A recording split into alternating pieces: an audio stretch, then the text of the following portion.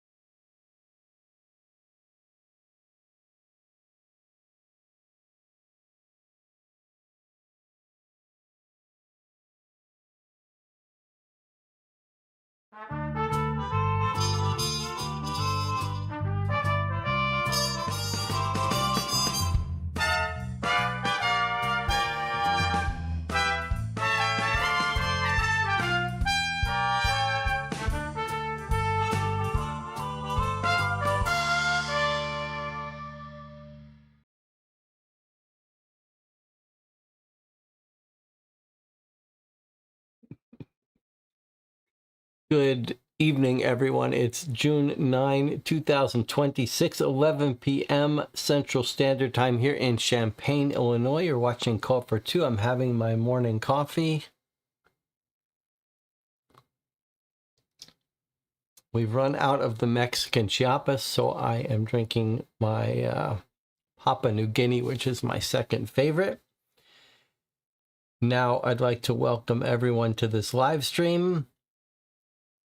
YouTube says 2 people are watching. That's just fine. I've come to really appreciate these late night sessions of Etherfields. Jonathan and I have been through a lot here playing these kinds of games. We've played maybe 100 hours of Seven Citadel. And now here we are on our 20th session of Etherfields, probably approaching 80 hours.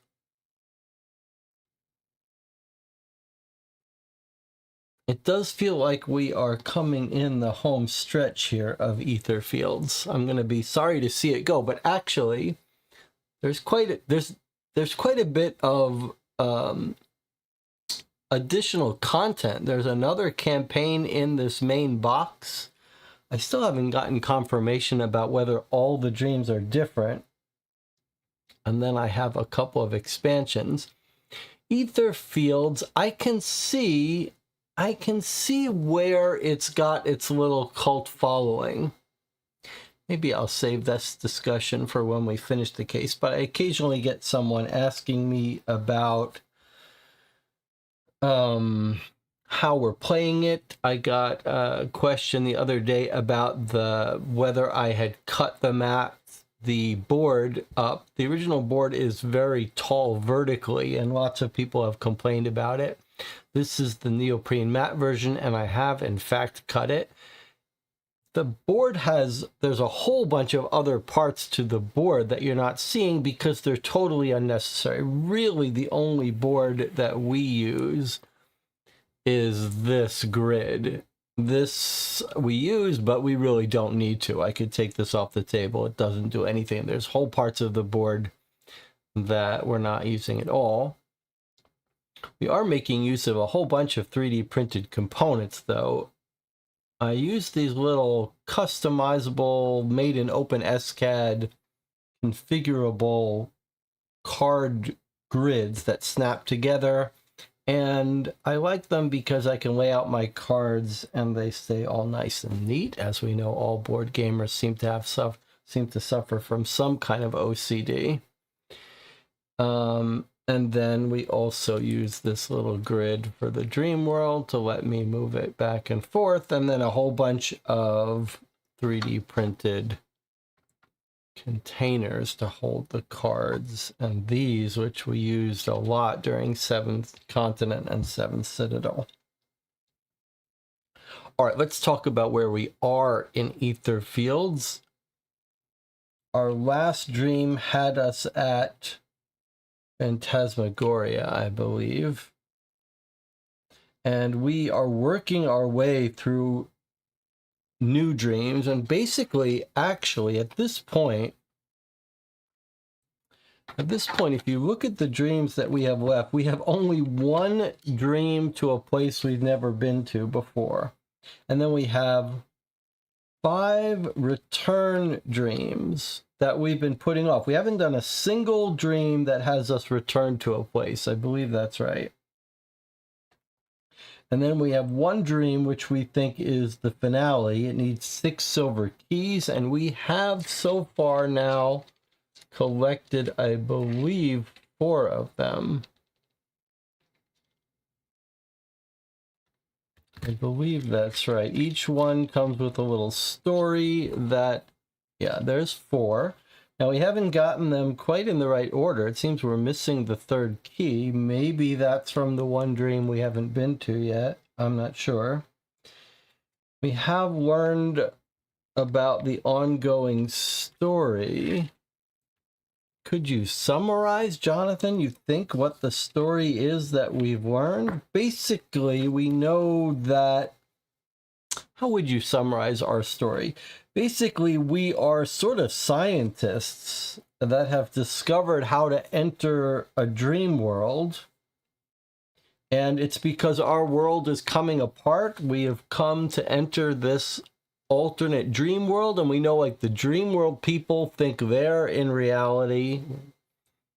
And in our society, people have learned to come into this dream world to have their alternate life. It's almost like a little bit of a VR Matrix type story where people are spending their time in dream worlds. We know that, I'm not sure, the part I'm not 100% sure about is we're trying to get out, or we're trying to fix something. There's something that's gone wrong with our lives we're trying to fix. I'm not 100% clear on that part.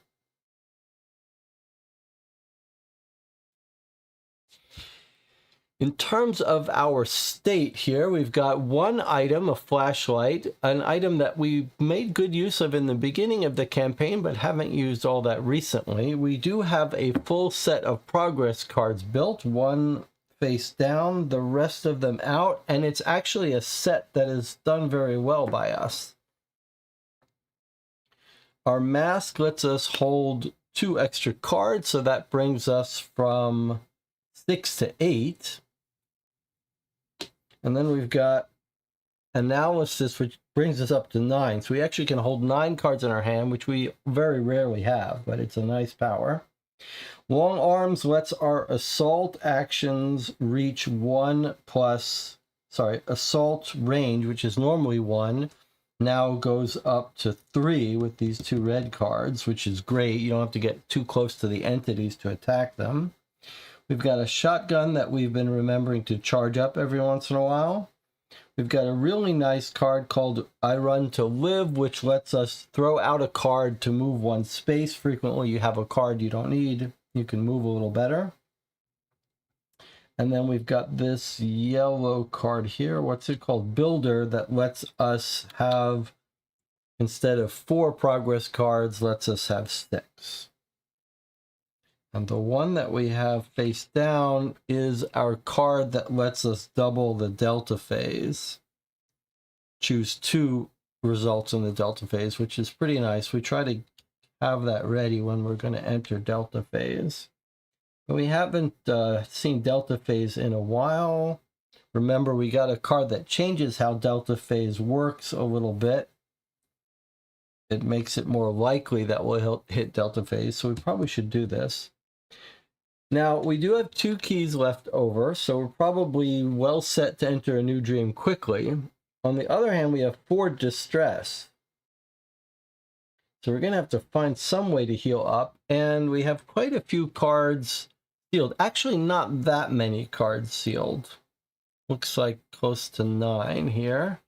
And we have a huge deck by now. We're definitely well outside the normal limit of your deck size. And that's because of a little hack to the system where the rules tell you you don't have to cut down to your normal 40 card limit until you have an awakening from a dream. And the known trick among players is don't awake from dreams. Awaking from dreams is how you normally heal up. So if you can avoid needing to do this hospital recovery thing, then you never have to cut down size. I've been talking about whether we want to do it for fun anyway, just to force ourselves to limit our deck, because we have gotten quite strong.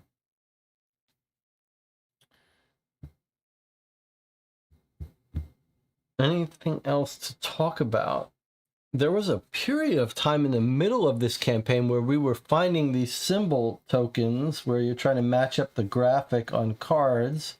We were finding them very frequently. I think maybe the common factor is Ghost Drive, who is joining us for some playthroughs, was good at spotting them.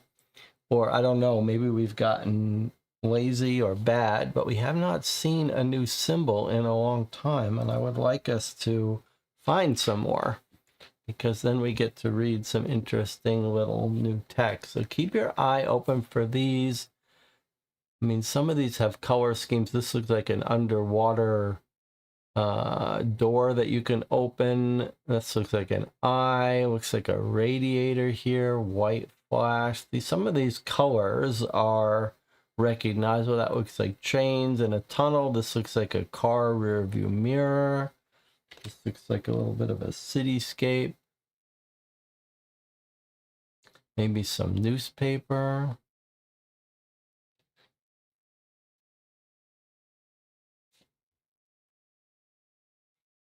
Okay, let's see. What is Jonathan? Jonathan saw a movie called Chime, which I haven't seen.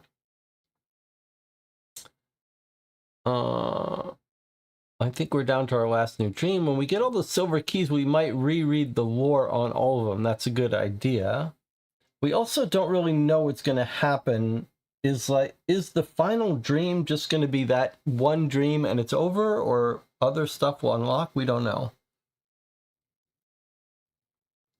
The other slightly weird thing is we discovered we got access to this super powerful thing called lucid dreaming, which brings out this deck of super strong cards. And we've been reluctant to super strong cards for our character, but we've tried not to overuse this. You need 3 ether to use this. And we know that if we were smart, we'd save all our ether for this, but instead we wanted to go shopping, and we've ended up spending all our ether, so we cannot enter the lucid mode even if we wanted to, which is a little scary. 5 hours on the clock, as I said, for distress. All right, let's decide what dream we're going to go into tonight. So probably we're going to do our one remaining dream. I mean, that seems like a good strategy to do all the new dreams before we start returning to dreams. I don't know why we wouldn't keep up with that. Gate to a new dream. Hard work in the dreams factory. 9 a.m. to 5 p.m. Still only dreams, dreams, and dreams. It's in insomnia. It needs 3 keys, and we only cure 1 distress. I don't love that. We're going to be going in there with a bunch of distress. Insomnia with 3 keys, and we have 2. Okay, let's take a look at our map. How are we set for getting to insomnia? Insomnia is right next door. We just jump right in there and go in there, but we don't have, we're missing a key. We're missing a key. We only need 1. We are in this. We should make a note of this. Ignore penalties of traveling through shortcuts. Okay, so we have an easy thing to do if we wanted to, which would just be hop between these two. Like hop here, have a slumber, hop here, have a slumber, and hop here, and we would have 4 keys. But actually, even easier would be hop, hop, hop, and get the benefits of a sanctuary, and then go here. Oh no, we need another. We still need a key. All right, so maybe we go here, and then get ourselves 1 sanctuary. We'll have to enter 2 slumbers, because you can't just walk to a gate and not do a slumber, right? So we're gonna have to do it twice, but that's all right. All right, anything else to talk about before we jump in here? We do have a couple new entities in our slumbers that we might have to face off against.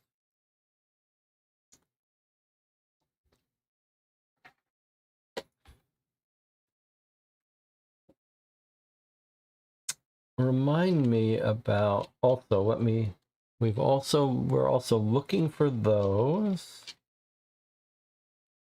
And what are we looking for also?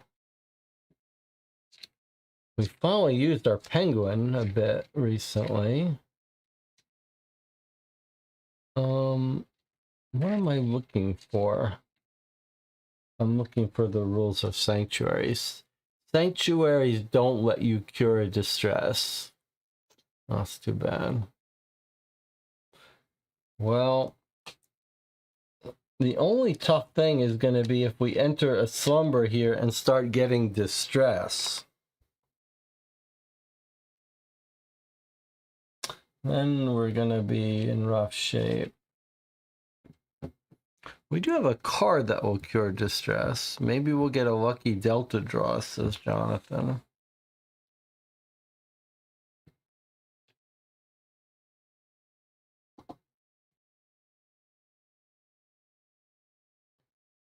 One thing we might do is normally when we run out of a deck, we take a distress, and we might want to start with such a large deck not doing that and sealing cards instead.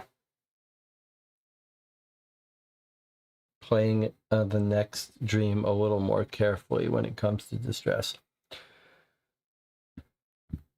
Okay. Well, let's get started then. I guess I wonder if we shouldn't. I'm a little scared to go this way when we have to do another slumber. So I think what we'll do is unless we want to try to bring out that store to rob. It's dangerous, though, to bring out these fates when you're about to have a slumber. It's safer to do it this way, especially when there's no penalty for shortcut. So we're going to go here, and we're just going to have a slumber. All right, our next slumber is puppets and mannequins. Well, we haven't seen this in a while, and I do believe we've seen this one before. Jonathan will remember.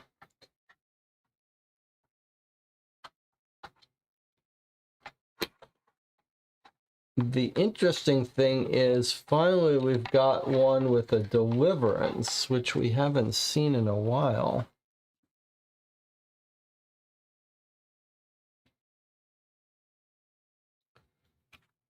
Have we done these guys before? We have a rule that whenever we get a new one, we definitely do it. But I don't think we've deliverance these people.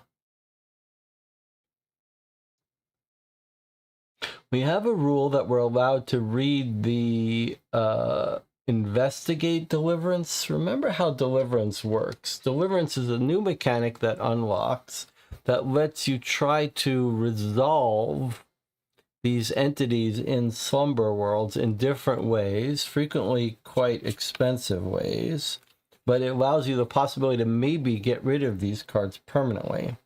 So try to understand is the one we allow ourselves to do for free, although we don't take the benefit of it, because it frequently gives like a very opaque clue about how to better deliverance it in the future. Open yourself, deception, endless rage, and intimidation. All right, let's take a look at these puppets and mannequins. Jonathan can't remember if we did them, so maybe we are going to do them, or at least consider deliverancing them. Let's see what they do. Okay, so they cause us to distress. That's not good for us. We can relocate them, but we can't kill them. We just have to survive 4 turns. That's how this scenario works. This is one of these scenarios that doesn't benefit us to have just a tiny little world here because it's hard to get away from them. And how many does it start out spawning? 4? That's ridiculous. Although this might be a case for us to bring out the penguin and let them just try to hunt down the penguin, but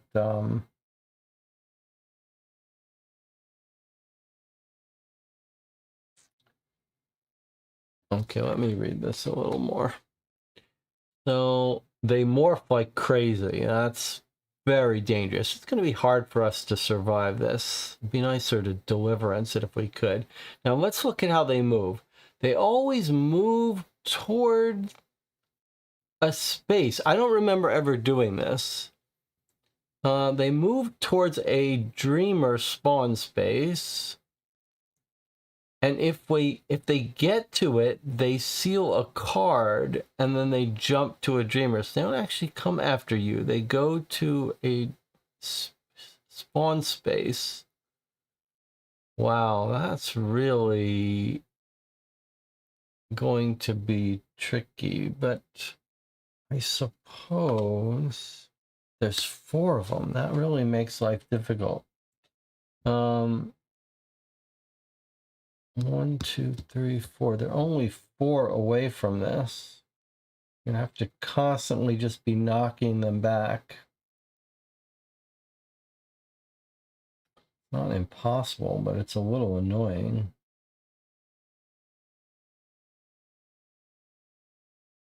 It's a pretty annoying slumber. It's the kind of slumber that I generally would like to avoid. The only question is whether we've done it before.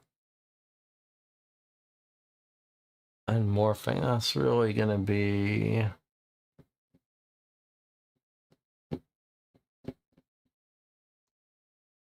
I think we should try to deliverance these puppets.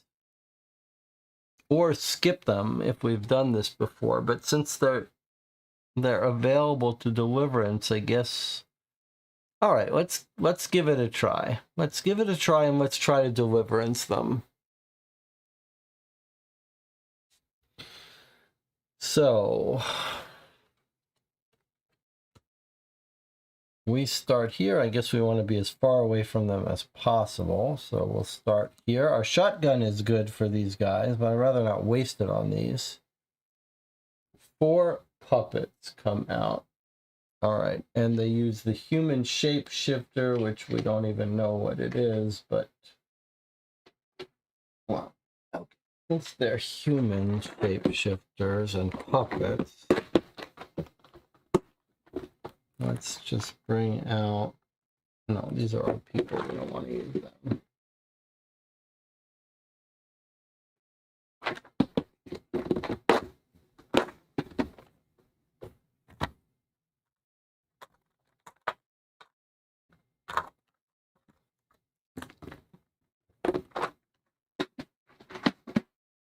Okay, so I guess they all spawn in the same space. It's kind of crazy here.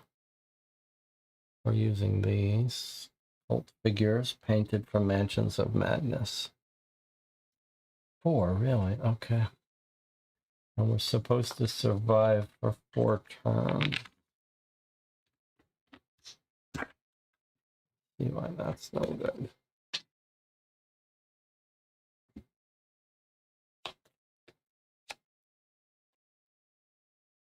But we're going to try to deliverance these puppets. 1, 2, 3, 4.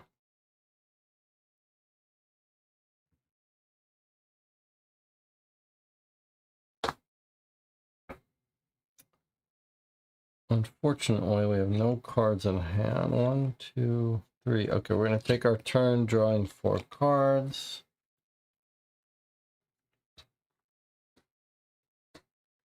Uncontrolled fight. Wow, that's weird. How many of this same card we have?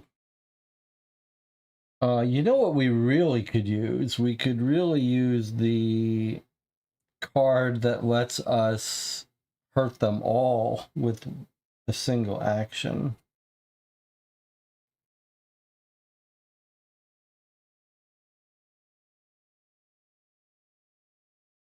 Or the card that lets us advance the turn marker.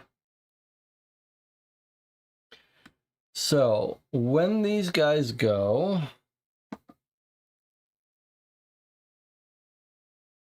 they are going to hurt us if we're in range, then move and hurt us if we're in range.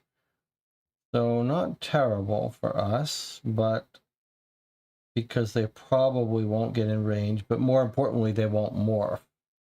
So we'll be able to survive this one, but then we're going to have to knock them all back.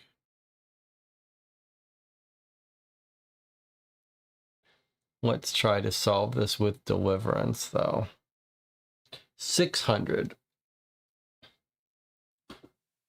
I got a new little keyboard. I thought maybe, let me try this little keyboard here. See how this works. What is this thing at the top here?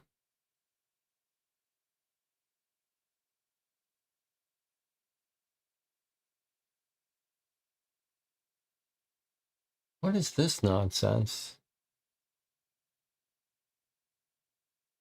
All right, 600. Which deliverance card do you use? Okay, so remember, this is our house rule that lets us do the understand each other for free. I'm not sure I like this little keyboard. The puppet's movement draws our attention. We want to play with them regardless of their terrifying appearance. Whenever they're around, we're completely enraptured with their dances, losing track of time, distracted from whatever plans we had. Leave it, break it, and come to us. Come on. They're like old toys we love too much to throw away until eventually there are too many. Their influence makes us forget what we are and what is important. We have to be careful not to get caught up in their endless dances. Gain 1 gem and continue the slumber. Okay, so we don't give ourselves the gem because we haven't really paid for this. Is it possible to... Let me see if I just close these pages. Feels like there should be a way to make this full screen, but I don't know it. All right. It seems like we're not supposed to make friends with these people because we would get too distracted.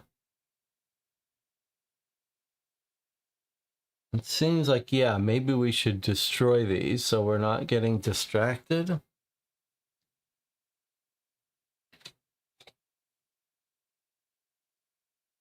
So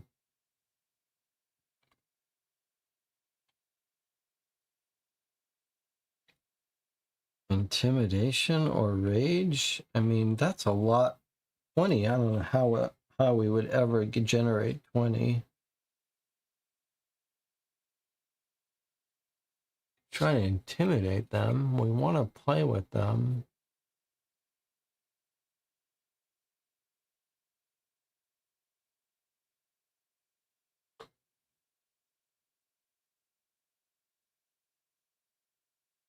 Or we could try just allowing ourselves to get wrapped up in this, but that doesn't seem like. We don't want to forget what's important. So maybe one of these two.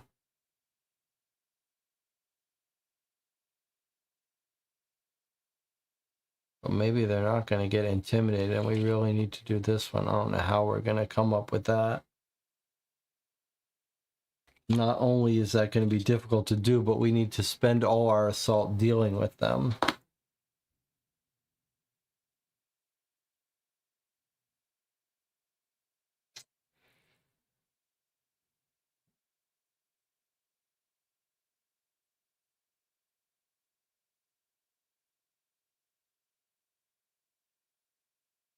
I guess there's nothing for us to do here. We don't have to do anything. So I guess we're just going to spend our first turn doing nothing.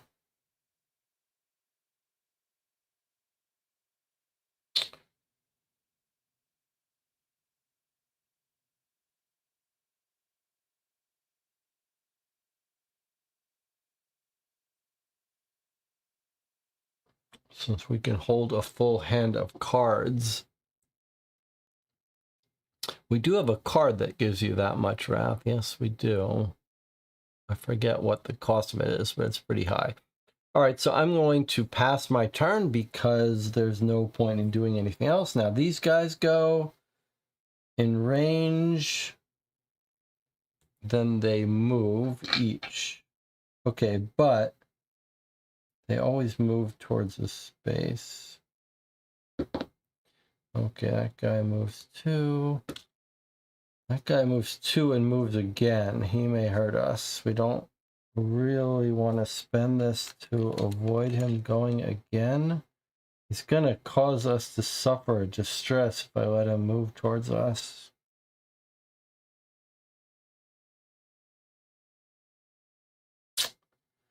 Oh, it's unfortunate.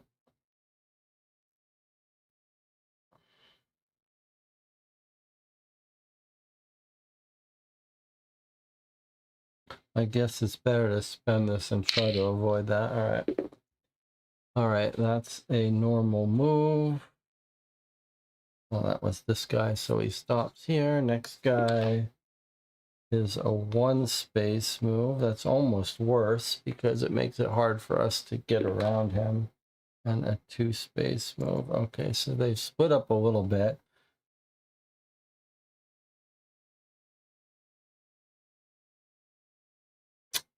And now if we were in range, they would hurt us. Okay, so that's turn 1 of 4. But now we're in a terrible situation because we can't make distance. Our next turn. Okay, well, we caught a little bit of a break here because we're not going to be within range. They'll morph and then they'll move. So that's actually good luck for us. Our next hand of cards is something to make gems. Discard an item.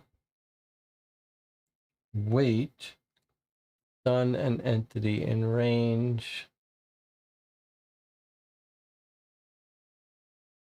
Which we don't. If they have a contact, or return this card to the influence market to stun all entities. I don't like that, but we could use that for them. And then the locker. card we don't really care about. So they're going to move towards this. And when they get there,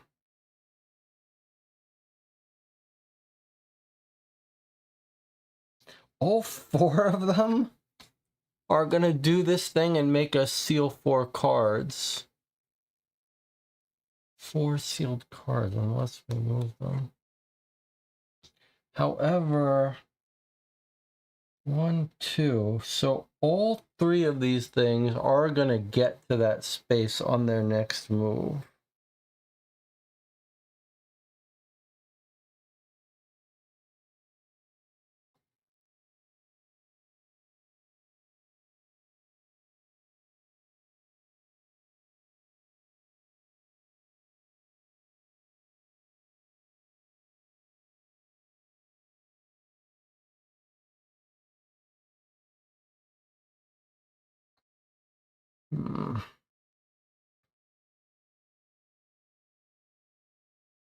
Could we generate the Intimidate if we wanted to? Add 2 morphings. Oh my god.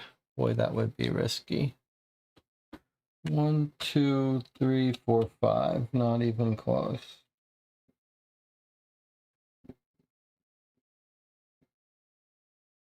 So Penguin's not going to help us here.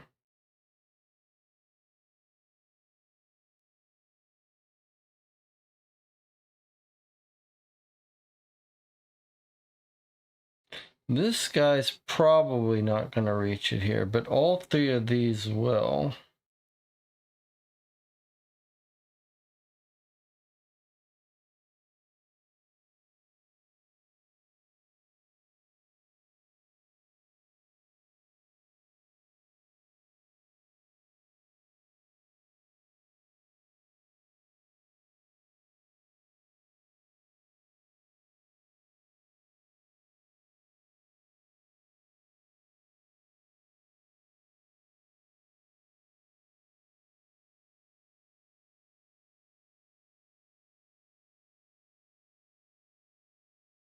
I guess we're going to have to knock these 3 guys back here so they can't quite make it. Boy, it's just it's a lot of wasted time dealing with these people.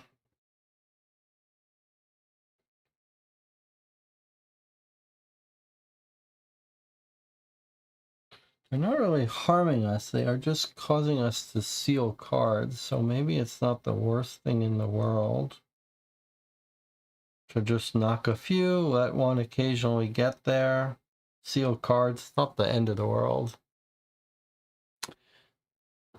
Our Etherfields friend, Ghost Drive, aka Jednetics, is here. Says, just a quick peek, I'll be watching the video later. Don't forget, if there's a chance, continue the mystery path. We've finished our mystery path, I believe. I believe we've finished our mystery path. Okay, let's try not to overthink it. Let's just knock a few of these guys back. Let's just try not to get caught in distress. So just, we don't want to be in range, which we have control over here.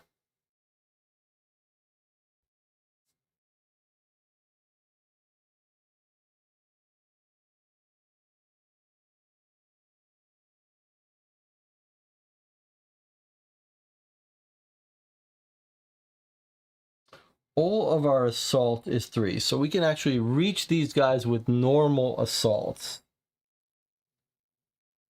What would really be nice if we had more map. But okay, because of long arms, we've got assault of 3. So I'm just going to go ahead and hit one of them back to here.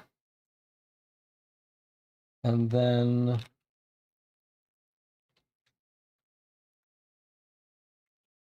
we'll hit another one back to here.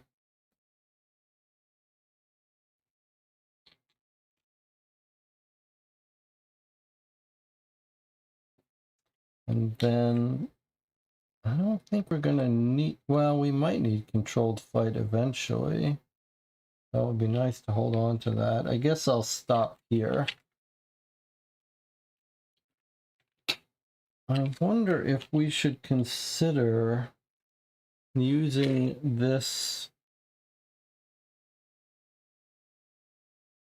thing that we've been saving on them. No movement this turn.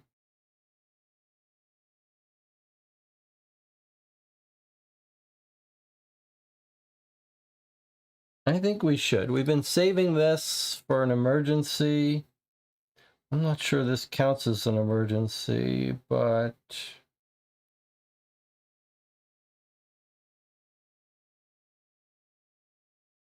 let's use it.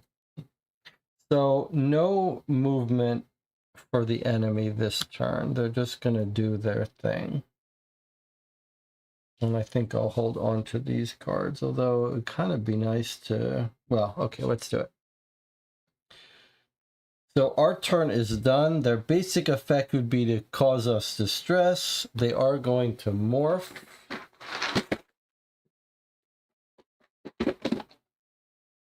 And this could hurt us. Would really rather deliverance these guys, but I just don't know any way to do it. Okay, here's the morphing.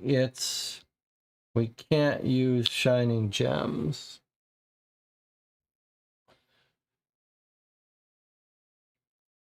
Okay, and then they would normally move, but we've paralyzed them, so they're not going to move.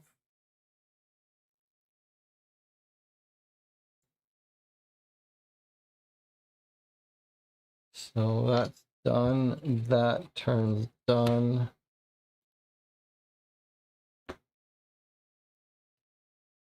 All right.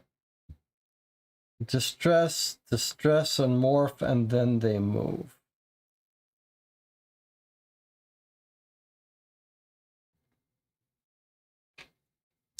It's a...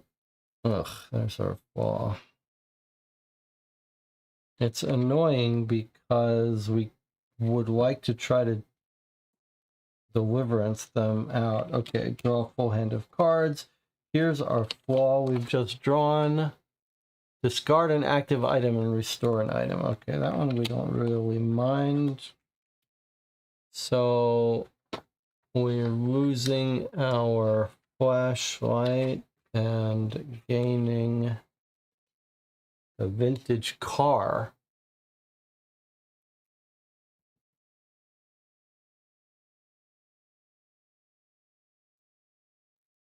Look at that.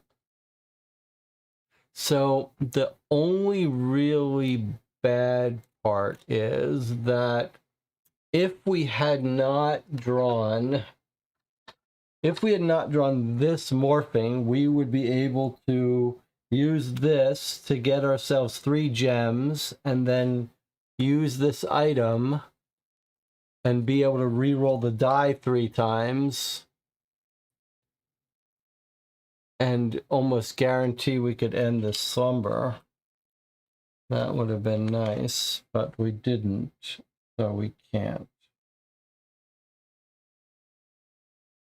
The odds of making this work, lose 1 hour. I mean, I guess we wouldn't really mind losing an hour. We could just try it, but boy, without being able to use gems, that's really a rough card to use.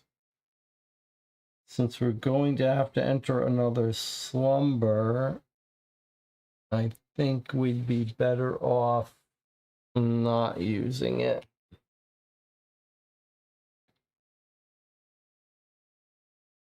So probably these guys aren't going to be able to get all the way to the gate, and we just have to survive 1 more turn. So I think probably we'll just concentrate on doing our normal thing here.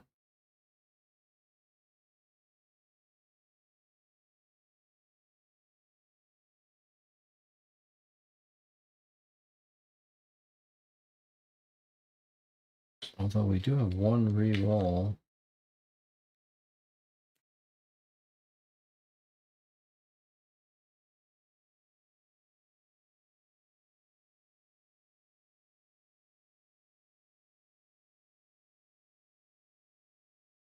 So this is the only guy who poses a real danger of making it to the gate. So I'd like to kill him. I don't want to use this up in this dream if I can help it. I'm going to spend this to knock this guy back here for 2.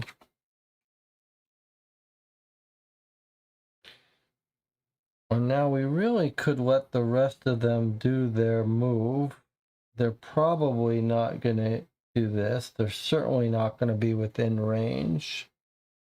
1, 2, 3, 4, 5, 6. Be nice to spend one more. We can't use gems, so that's not very attractive. We can't get rid of a morphing.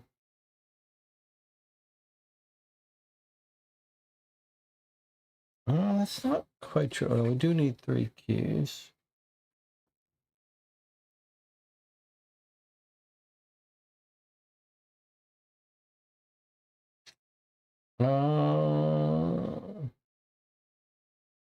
I guess I'm going to stop here.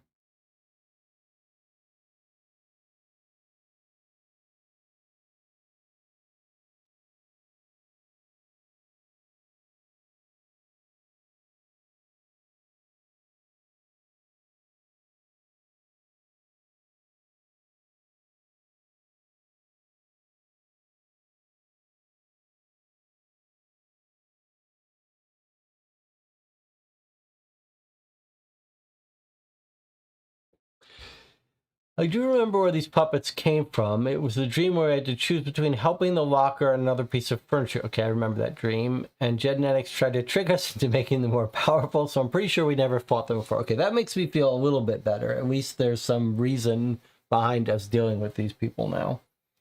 Okay, I'm going to stop here, even though I have 6. You know what?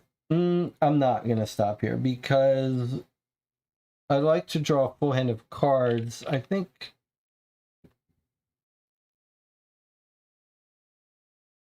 I was going to say I'll use these gems, not for now, but for a future turn, but no, I think better to keep the flexibility in hand. So I'm going to stop here.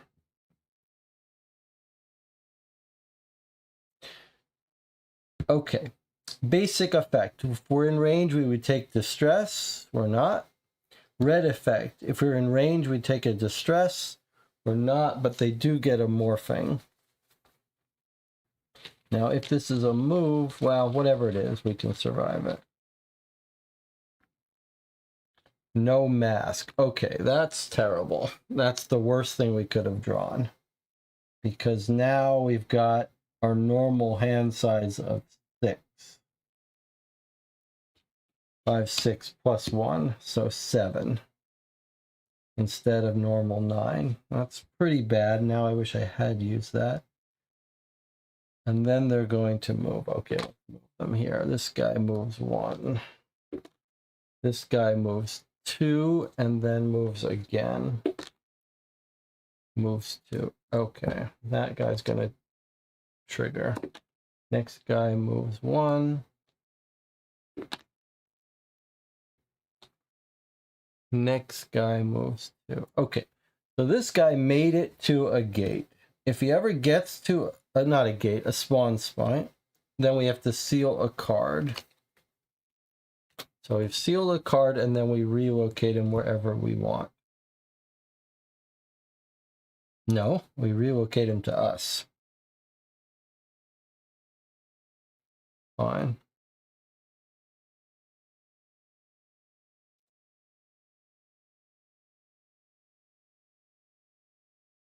Next turn. Okay, so we just have to survive this turn. All right, well, we did get lucky again in that first they're going to trigger, then they're going to move. That is better for us. We're drawing up to 7, so just one more card. Well, this is the card that lets us heal up everything. Boy. But then we lose this card. I'm not sure this is the time to use that. The bad part is we have very little assault.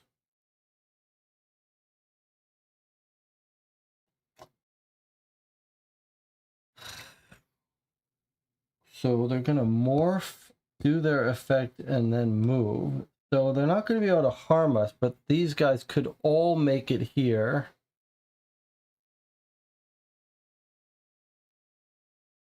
Which would cause us to seal 3 cards. Not the end of the world. This is the guy that would do the worst harm to us, so we're going to have to hurt him.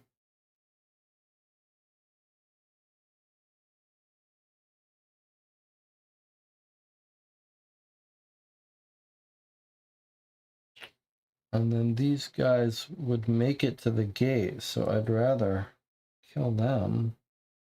There's no good way to do that.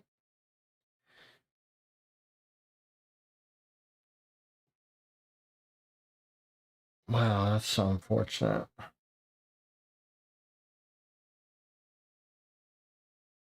All right, well, let's not overthink it. I'm going to spend this, not for this ability, but for this ability to knock this guy to here.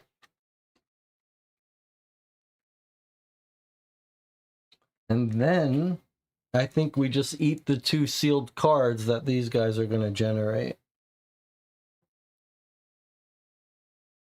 when they trigger this.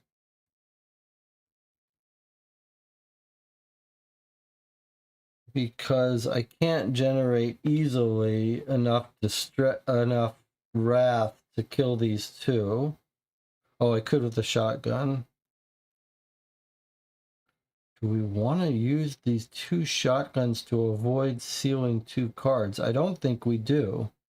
I think it'd be better to seal 2 cards than spend these shotgun blasts.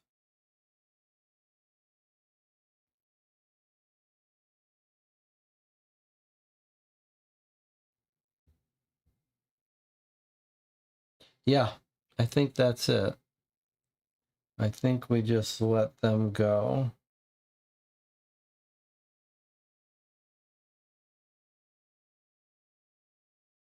Is it worth 2 shotgun blasts to avoid 2 sealed cards?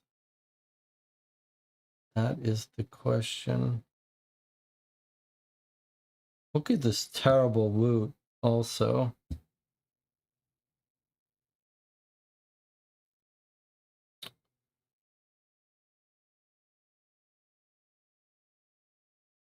Is it worth 2 shotgun blasts? Maybe it is.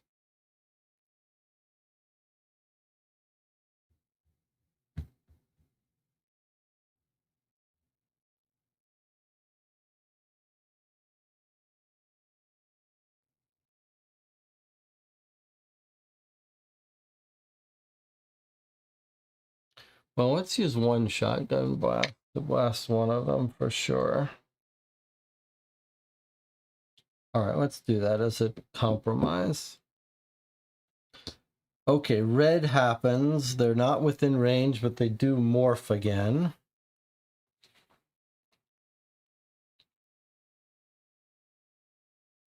+1 range. That's not going to hurt us. Now, if we're in range 2, they would hurt us. But we're not within 2 of any of them. And then they all move, which could trigger them to... So the first guy moves... Oh, we caught a break. The first closest guy only moved 1. The next guy here... Ugh.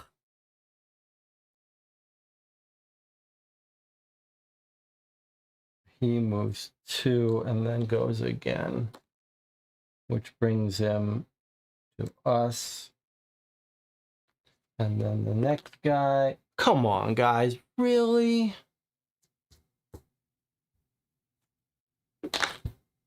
One space. Boy, we got lucky with that. All right, this guy in the corner. This is ridiculous how often we've been rolling this. Okay, he makes it. So, 2 sealed cards.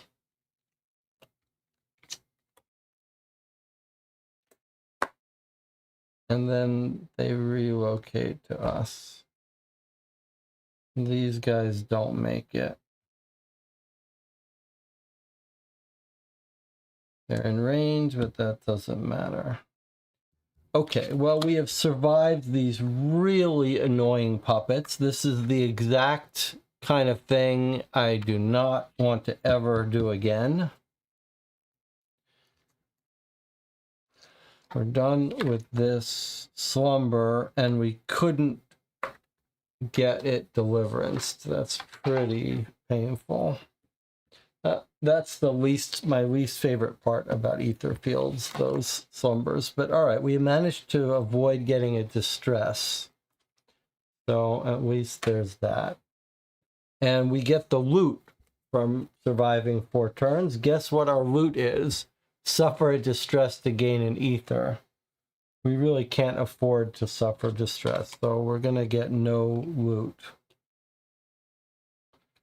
So that's that. Did not like that dream slumber. But that's fine, because our rule is, there's our key. Our rule is we have to try everyone once. So we've tried it. We don't have to face the puppets again. That's fine. All right, now we're on this dream world. We're going to take the shortcut back and do it all again. I suppose, well, we could take it this way. We don't want to. We want to go this way. So we're going to come here and have a get a 4th key. We don't really want a 4th key, but we have to do this in order to cycle back. So now we have to have another slumber. Okay, what is this one? It's a 1 turn.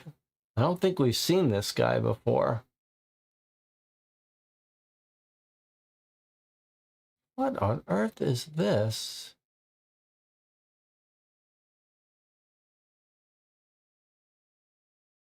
We spawn the candle. We can contact it to move it.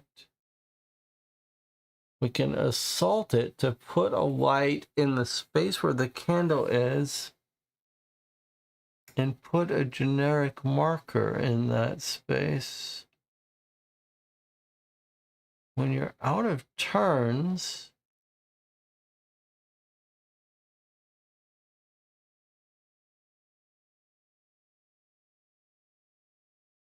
Jonathan wants to know if any symbols. We've never seen this guy, but when you're out of turns, the slumber ends. Don't discard any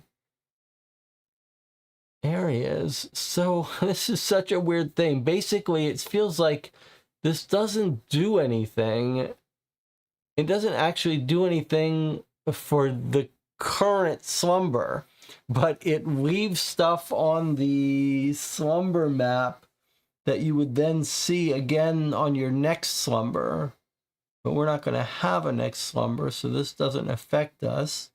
There's no loot. It's just 1 turn's worth. That's really weird.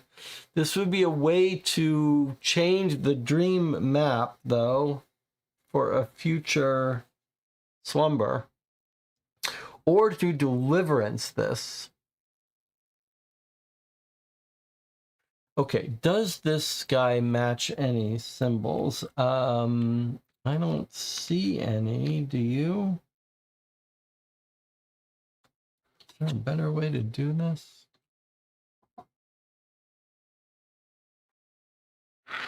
Here, I guess.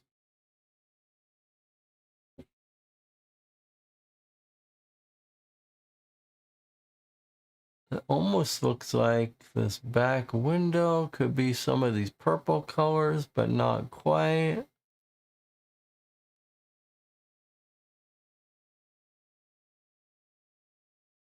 We could deliverance this guy, though. All right, well, at least this isn't painful to do. So let's refresh our memory how to do this. We get out our slumber. Remember, this slumber dream world is persistent. So if we had built something out And then the candle comes out. Spawn the candle. Which is the candle?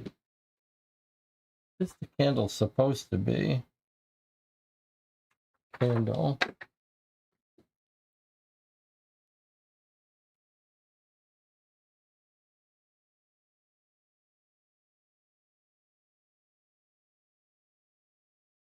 Yeah. This is what the candle's supposed to be. This guy. So he's kind of a good guy, although we didn't choose him to make friends with. So he comes out here, and then he's just going to last for one turn. And then he's going to go away. But you can make him light up a space. These normally would be all dark. You can make him light up a space and it would stay.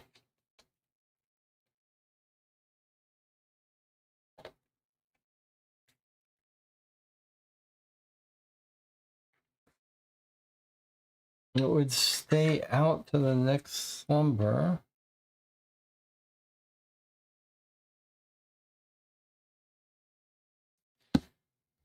This is not an ether, though. I mean, it's just this weird blue generic token.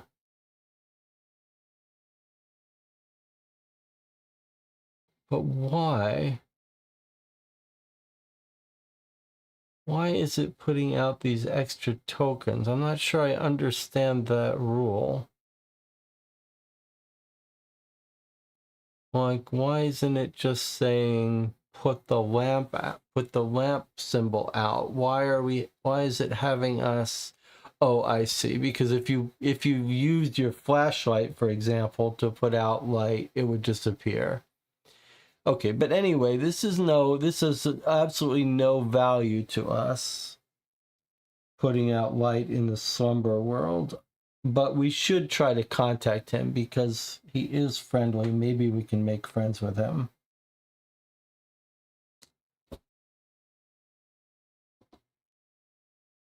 So let's deliverance this guy. 376.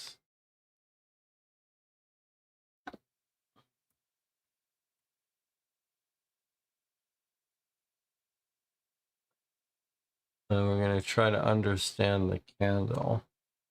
I have a feeling we can trust it, though our sense of intuition sometimes refuses to work and is occasionally wrong. We know it can cast some light on more obscure matters. It's like an ancient part of reason, invisible to us today, but still working and trying to help us. It's like a candle in the dark, but we've all forgotten it a long time ago. Okay, so we would gain a thing, but we don't have it. So it's a friend to us who's trying to help illuminate the world. So can we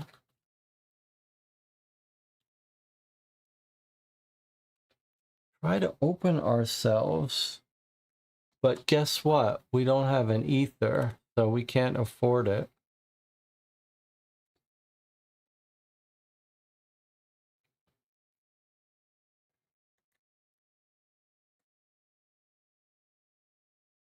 We don't have an ether, and we have no way to generate an ether.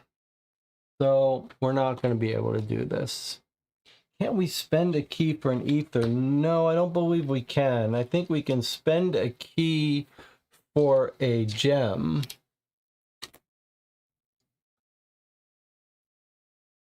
But not for an ether, unfortunately. Okay, so our greedy shopping caused us to spend our ether against our best judgment, and now we can't do this fun thing.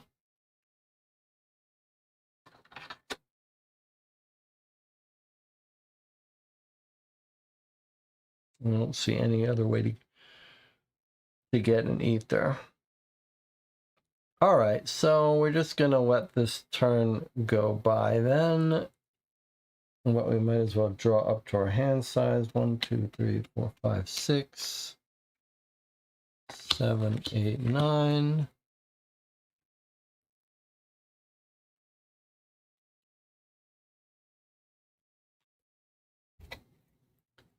Peek at cards or seal it to look at a script. We've got Shining Gem. And we've got Getaway. Flip one of your progress cards or return this card to the influence market. Entities ignore your dreamer during the resolution of the current dreamscape phase.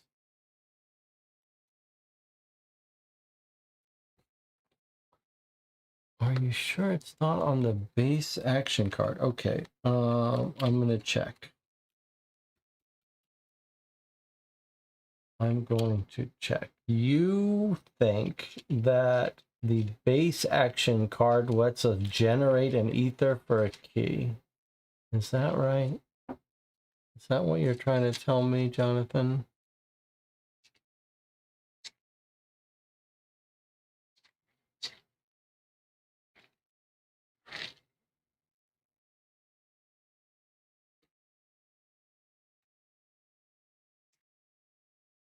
Oh, I'm not even sure what your... Here's our action reminder card. Assault move effort. Discard a key or an ether to remove a morphing. No way to just generate ether.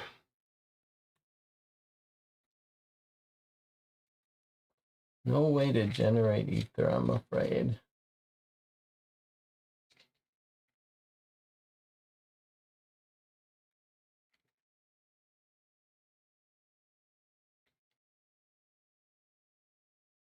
We just shouldn't have been greedy with our ether.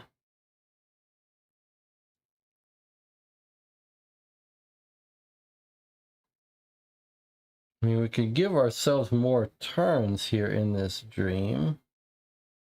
But to what end?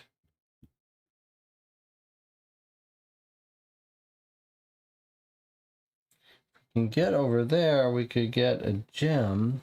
I suppose let's just prepare ourselves for our next turn. So I'm going to go ahead and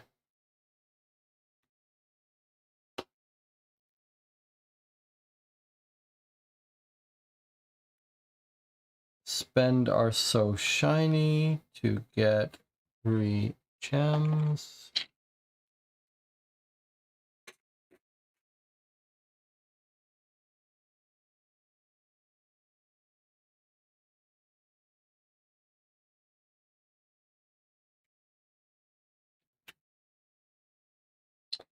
You know what, though? We rarely do this, but perhaps this is what we should be trying to do now. Okay, so look. If we flip our optimization, we would have 2 greens, and then if we used It's Just a Delusion, we could cure 2 distress and seal this card. That would be worth it for us. So let's do that. On top of my deck is this card. We're going to spend 3 green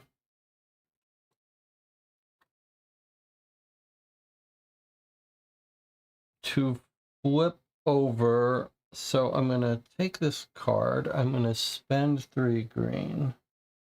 So we're going to spend the weight card for 2, and then I guess we're going to spend a gem. That's overspending it in order to unflip this card.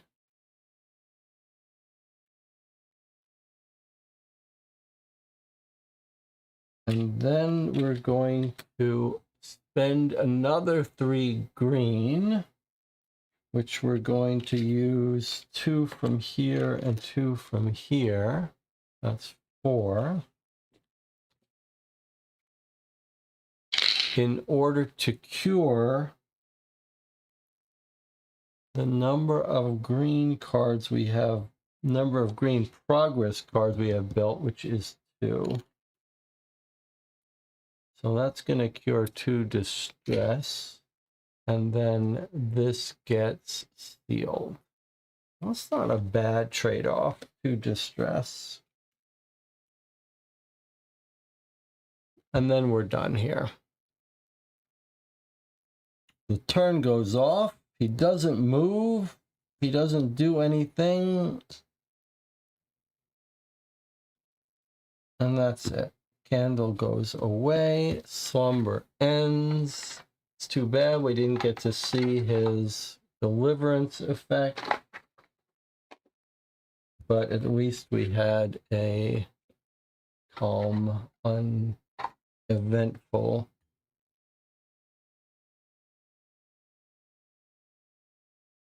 I wonder if, you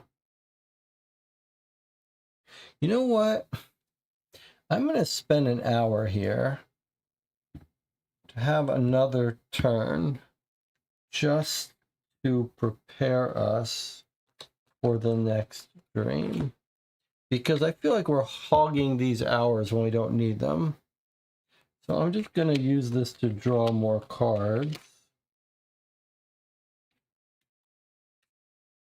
And so let's consider that the lamp is still out and we're still playing, because we could...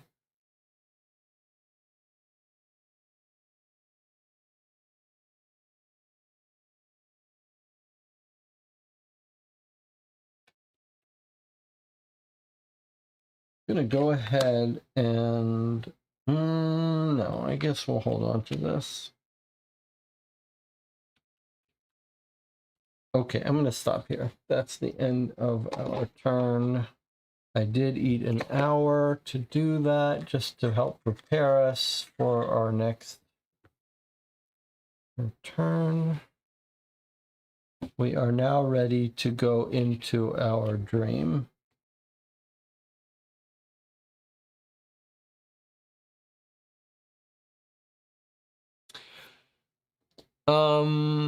Okay, let's take a break. When we come back, we'll go into the dream we have planned for today. I'll see you in 8 minutes.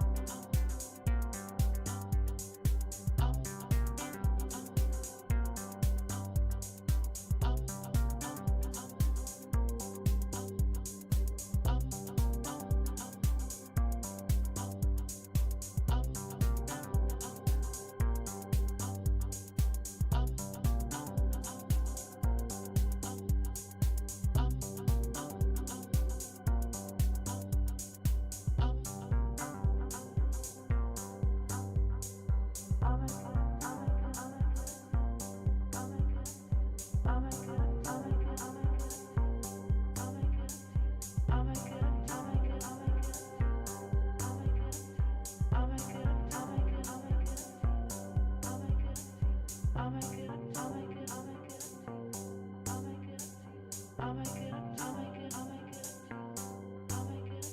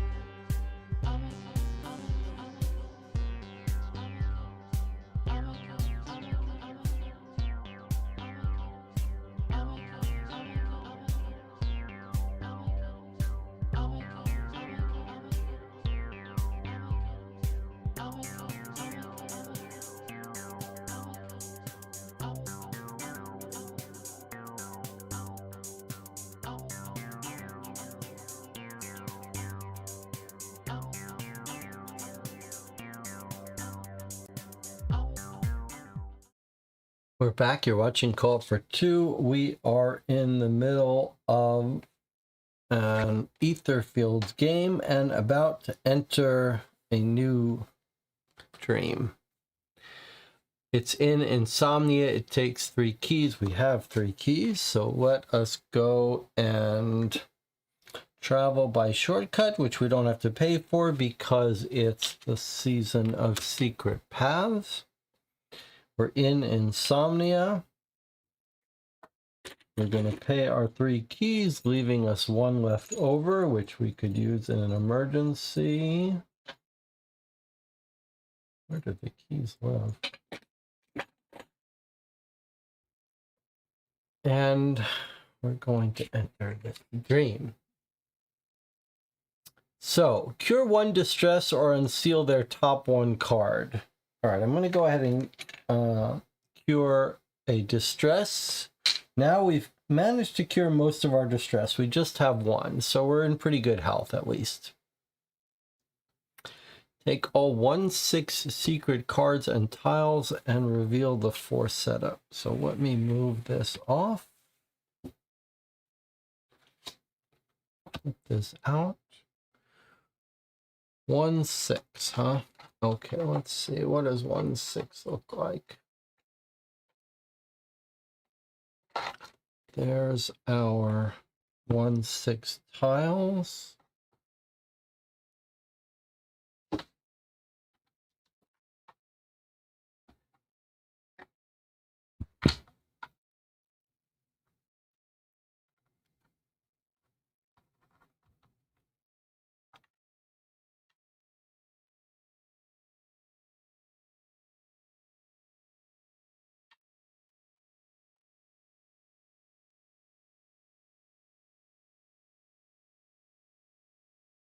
Not many secret cards here.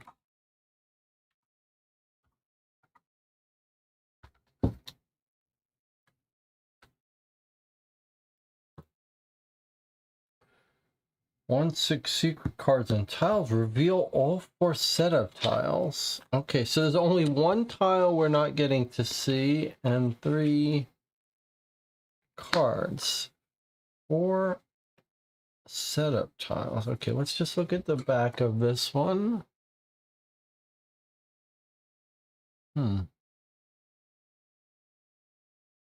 Okay. Oh, here's one. It looks like a conveyor belt.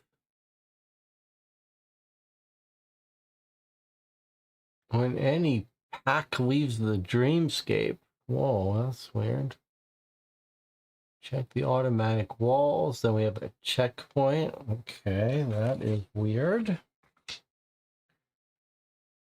Next is this card.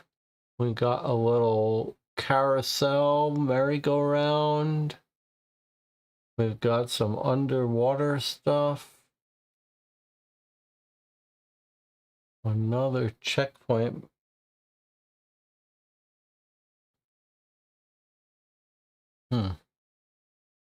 Press the bell.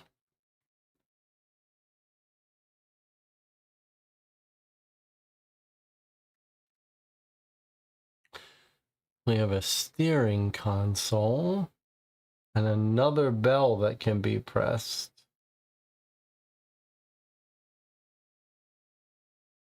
Surely there's going to be one of our symbol cards on this crazy map. What was that beep?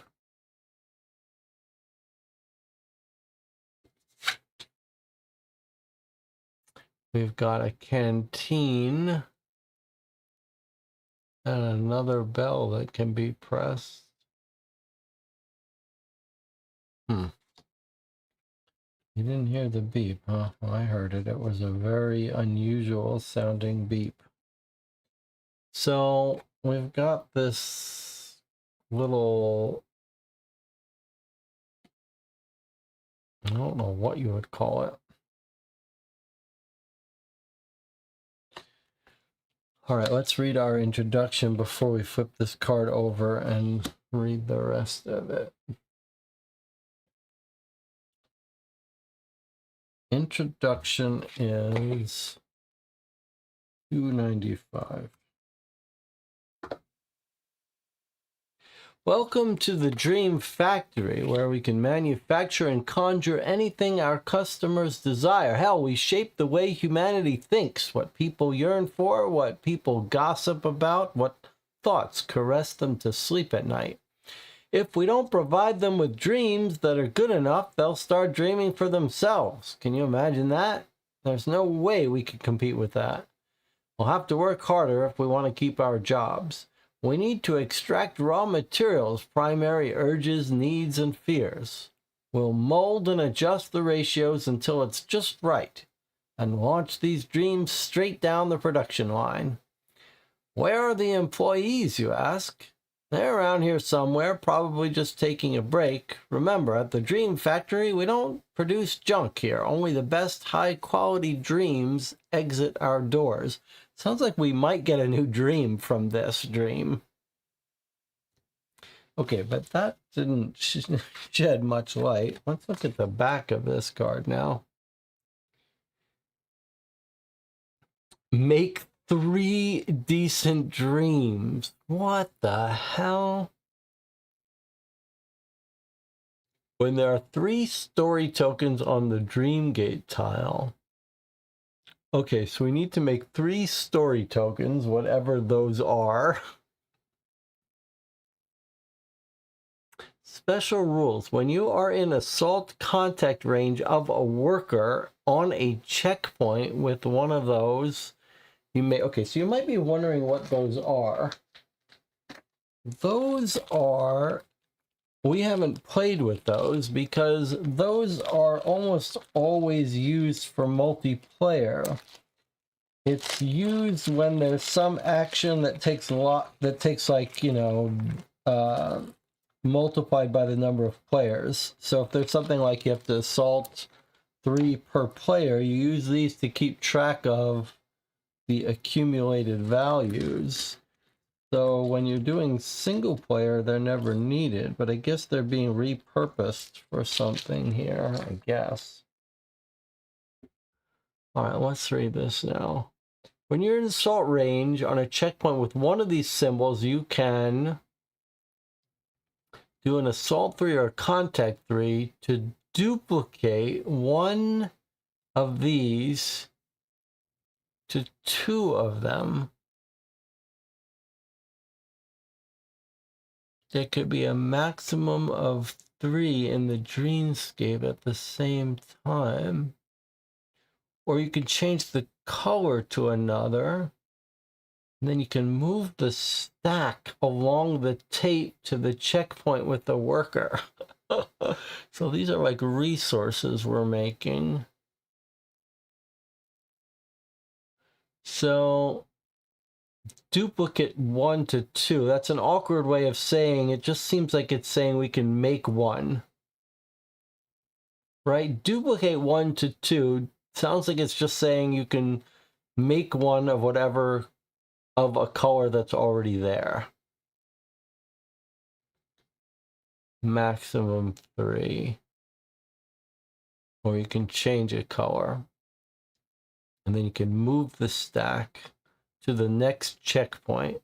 If there's no worker on a checkpoint, skip that checkpoint. Whenever a worker is in the canteen space, discard their miniature from the dreamscape. Okay, a little convoluted, but looks reasonable. So when they get to the canteen, they disappear. When a worker gets to the canteen, it disappears. This looks like this is not going to be fighting entities. It's going to be a little puzzle. So if they get into the canteen, they go into that hole and disappear. I wonder if I could even, if there's not going to be any more tiles. So why don't we, I wonder if we can just move this down here, play with it a little closer up for you.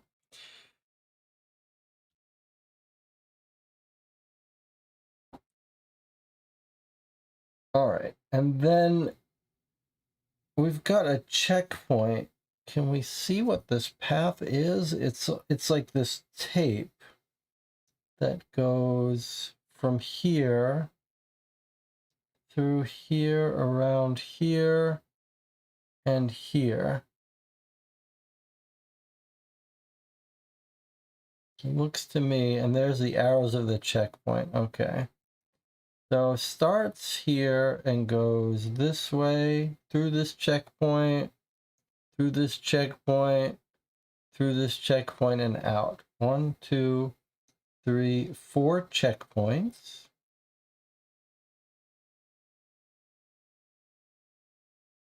A steering console, a canteen. canteen. Ring the bell, ring the bell, ring the bell. So 3 places on 3 near 3 of the checkpoints.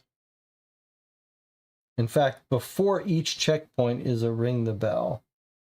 Ring the bell, checkpoint, ring the bell, checkpoint, ring the bell, checkpoint. Press the bell.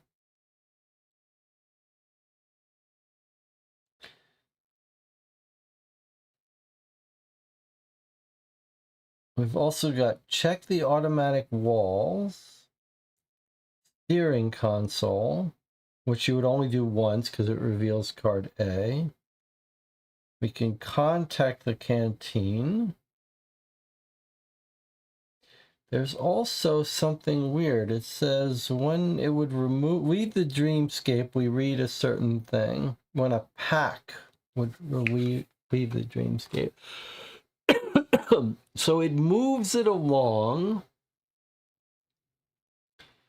the tape to the next checkpoint. If there's no worker, it skips it.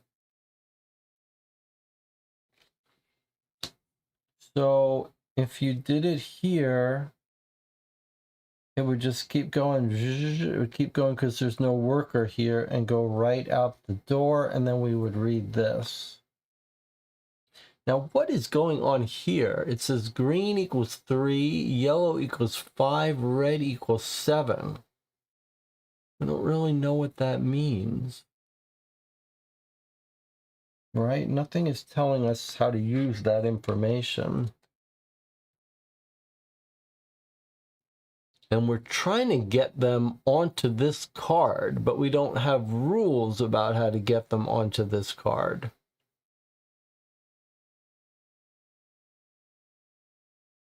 Do you think we want them to go all the way through? Like it moves into the next checkpoint. There's no worker, it skips the checkpoint. Is that what we want? Do we want it to skip checkpoints?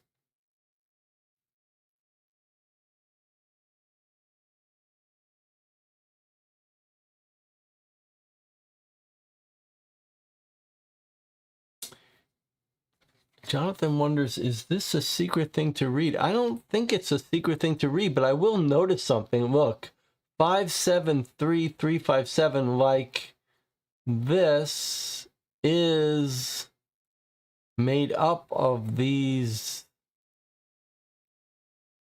digits.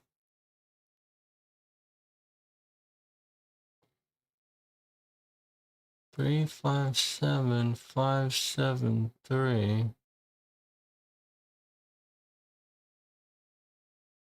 I wonder if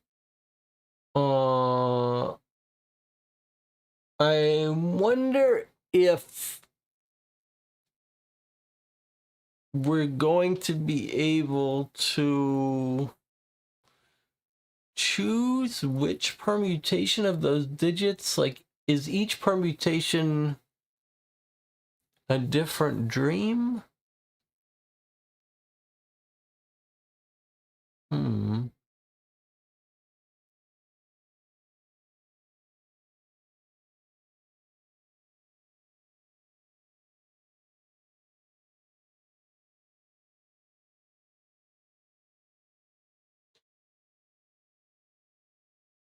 I mean, clearly there's a reason why we would want. Clearly, it's letting us build a different pack, a different stack. This says pack, but I think it means stack. It's using stack and pack synonymously. So you're moving the stack along, and you can only have 3. So I think what's happening is each dream you're building is a stack of 3 tokens.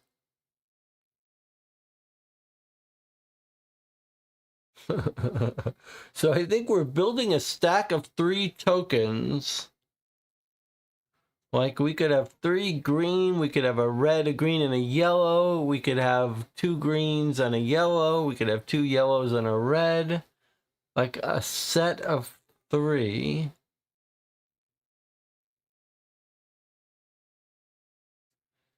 And that set of 3 is going to make it to the end, and then we're going to look up and see what that set of 3 creates. So you might expect that if we made like a set of 3 reds, we would have a dream that's very angry. So I wonder if we shouldn't be trying to create a nice little contact dream or something. And I wonder if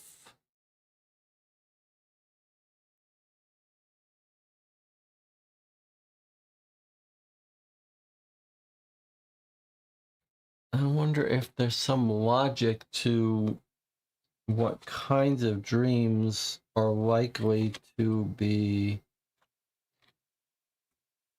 Like, maybe every dream we make doesn't end up with a story. We don't produce junk, only the best quality.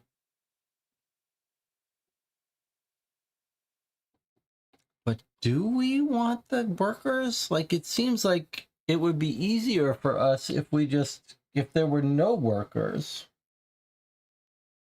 If there are no workers, it just keep bypassing the checkpoints and would get right out.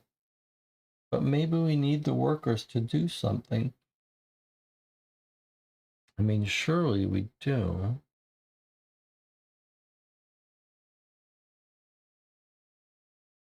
Well, this is an interesting dream. All right, we're starting here. Probably we want to start here rather than here. I don't know. Depends if we want to ring the bell.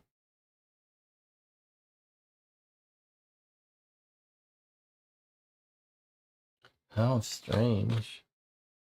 Let me look at this again.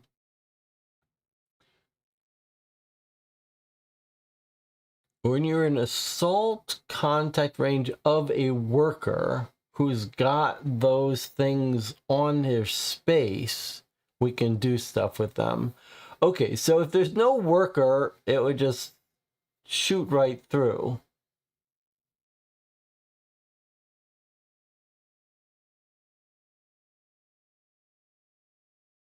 When you're in assault range, you do this. Then you duplicate, you change color, and then you move it to the next checkpoint. Whenever a worker's in the canteen space, discard them. So nothing tells us how to get any of these out. So we're going to have to get some out. And then I guess we need workers to stop them.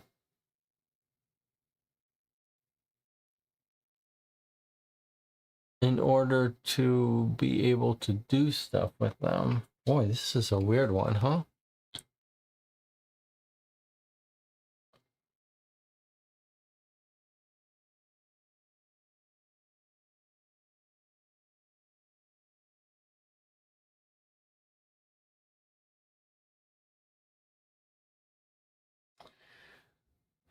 Okay, check the automatic walls. We've got our bells. We've got our canteen, and we've got our steering console. It feels like we should get to that steering console early. Boy, this is a very curious dream. Couple more things I want to point out. There's one water space, and we happen to have this very weird card we took just for fun, which says water's help. Water, hear my plea. In a water space only, we can resolve this special thing. So I think maybe we want to go there. It's right one space away. We've got a full 12 turns plus our hours. No entities. This might be a dream where we don't have to fight anyone.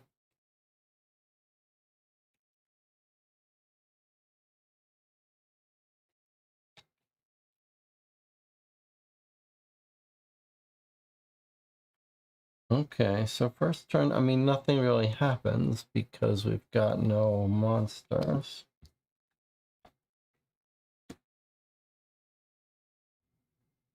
All right, I'm going to draw my cards. 1, 2, 3, 4, 5, 6, 7. So I'm going to get 2 more cards. That's okay, though. We've got hesitation, seal it to get extra or after. I don't really care about those. But I'd be inclined to do this water's help. Jonathan says, I think you're going to need workers before the steering machine console. The steering console might be what turns on the machine. Interesting. So you want to go to the canteen to get the workers out of there. Okay. Not a terrible idea. What do you think about doing this though first?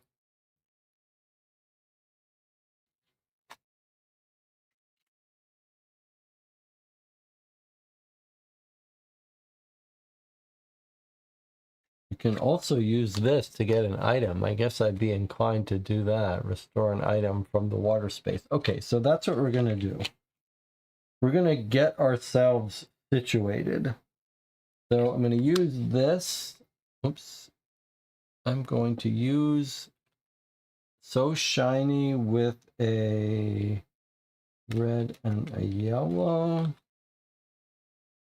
to get us 3 gems.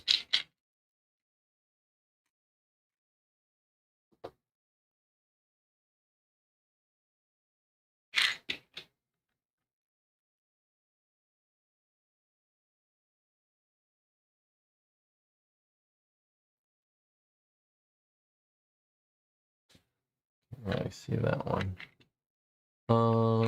Is that way? Okay, okay, and then I think what we'll do is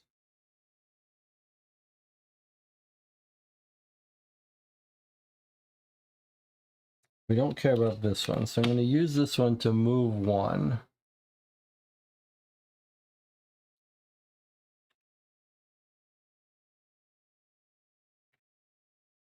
I guess we're not going here. I'm going to use this one to move 1.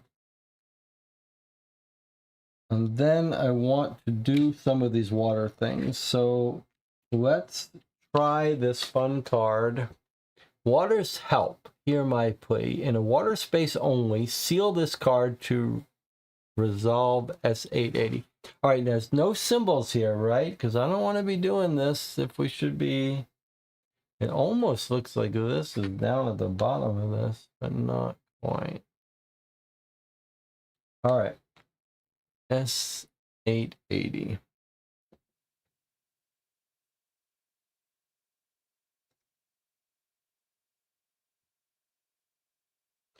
Water, mother of life, help me now, hear my call. She answers your call. The humming and gurgling, soft at first, gains in strength. Droplets rise into the air and turn into swirling streams of pure energy. I reach for them. Choose one. Relocate to any space. Gain 4 gems or cure 2 distress. Okay, this is pretty great. Unfortunately for me, I already spent the thing that got us 3 gems. So there's only 2 more gems to get. So we can either take 2 gems instead of 4 or cure 1 distress because we only have 1. So we're only going to get half the power of this. Which would we rather do?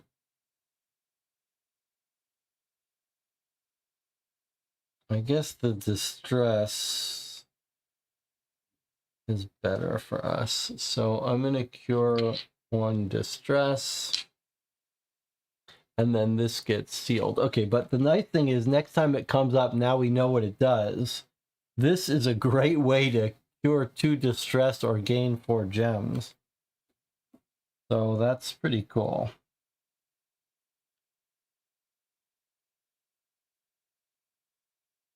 And then I guess I'm going to hold on to this card. But maybe it would be better for us to do this while we can, while we're on this space. Return this card to the restore one item. So I'm gonna use this to take an item. A random item. It's a railway card. That's useless to us. I wonder if we're not thinking about these railway cards. Well, at least when we have a card to throw away. I don't know. That seems pointless.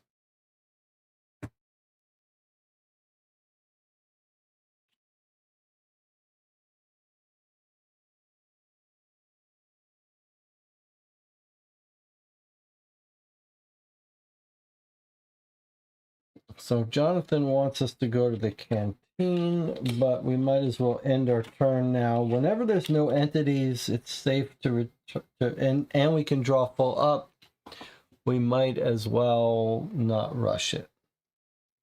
So I'm going to end my turn. Nothing happens here. Draw 4 cards. 1, 2, 3, 4.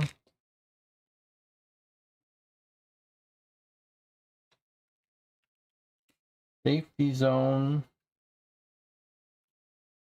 which just lets us draw cards, and deja vu, which lets us unseal a card, our chosen card. So we could go back and get this card back out if we wanted to. That's not a bad idea. Unseal 2 cards if we're in clubs. We're not in clubs, so we're just going to hold on to that for now. Okay, next suit is heart.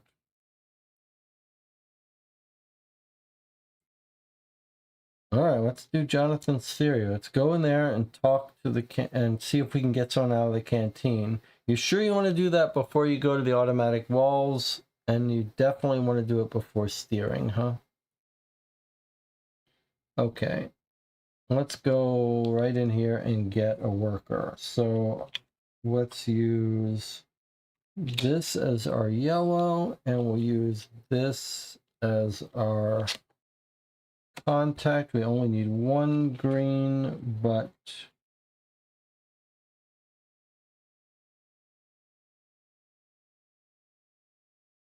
I just don't see us using this card anytime soon. There's no entities. So, okay. Here we do. We're doing our contact.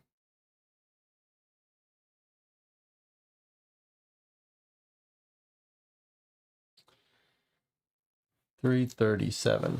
Sounds like Jonathan wanted the gems, but we already had 2 gems. $337. Well, here you are. Break time's over. Get back to work. The cheerful buzz dies down, and all eyes turn to us with undisguised reluctance. Slowly, sad characters rise. Everyone seems to be carrying a gigantic weight on their shoulders. Reveal tile X if it's not revealed yet, and place a generic token in the gray space of the workers track. Spawn a worker in any chosen checkpoint space. Okay, so tile X is the last tile that exists for us. Let's... Oh, no. Okay. Look at how crazy this is. So we can assault and contact it to move it in any direction. When Dreamscape phase triggers, depending on the turn, either nothing happens, it's time for a break, move them towards the canteen, or something is lost. Yikes. Discard 1 from each checkpoint with a worker. Or we lose a worker and put a token in their space.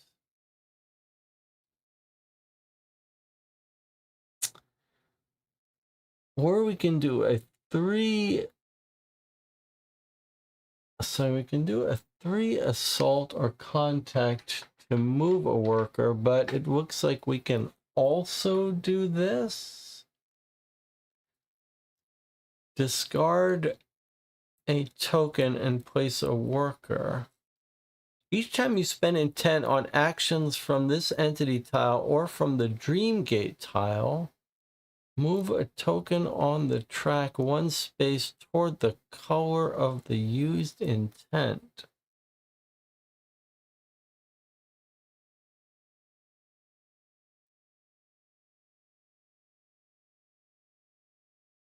So it's saying that I'd rather not use these. I think we'll use these. So it's saying we start with the thing there. So it can move either direction. Every time we spend a green intent, we're going to move it this way. Every time we spend a red intent from here on actions here, we move it this way. So if we assaulted with 3 to move a worker, this would go this way. Sounds like we probably want to keep it in the middle, that it's bad to go to the extremes, if I had to guess. That's what Jonathan thinks too.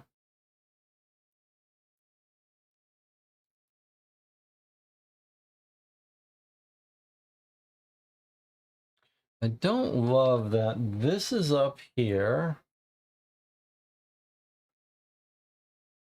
Remember, we could multiply this. If we did like 6, we could go twice. Okay. Or we can do this, but this is at range 0. It's not an assault or contact. But if you're right in this space, you can just, in the space of one of these things, you can put a worker there. Okay, fine. So when they, oh, it's to wake them up, I see. So if they're sleepy, they go to sleep and they turn into the token, and then you can you can wake them back up. I see. That makes sense. Okay, so that's the logic here. They go to sleep and you can wake them up.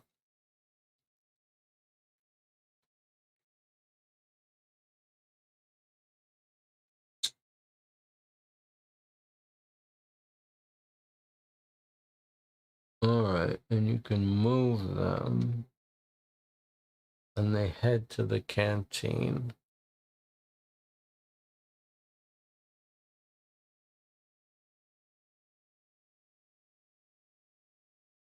And what's the initial rule?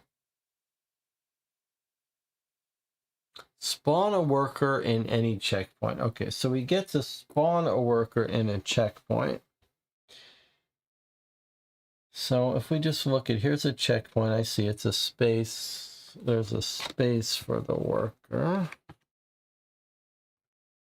So 1, 2, 3, 1, 2, 3, 4, 1, 2, 3, 1, 2. So this one is closest to the canteen, where they try to go back into on certain things. So it feels like the one that would have the furthest distance to move would be this one. So I guess that's probably where we should spawn one. I guess we can use these guys again.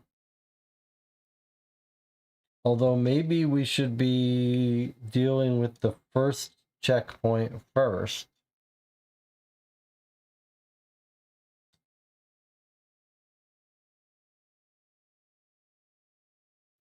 One, two, 1, 2. The closest. Let me read in any chosen checkpoint.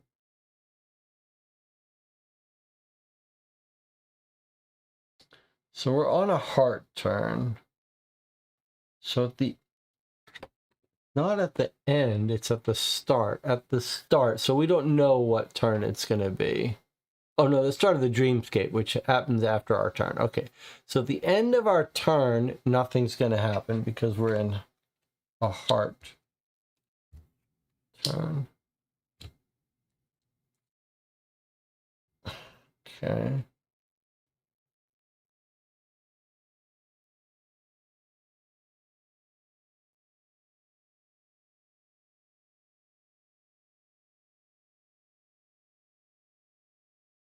So they move to the canteen where they're going to disappear. We want to move them there. It's on a checkpoint.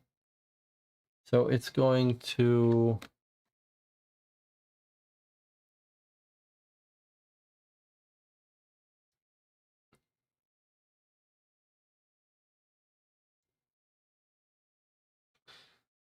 I guess Jonathan's right. We're going to have to try to get workers on all our checkpoints. And then once we've got 3, we can let it go through.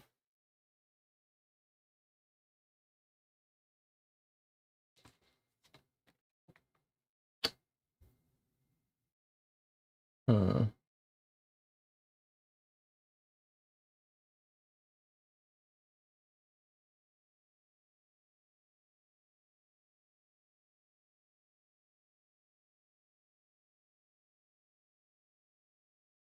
We still don't know what pressing a bell does, and we still don't know how to get these out initially, right?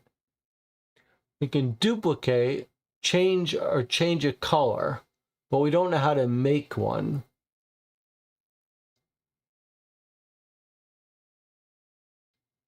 We don't know how to make one, right? This tells us how to move the workers. This tells us how to modify the tokens and get them moving. But we don't know how to trigger them yet.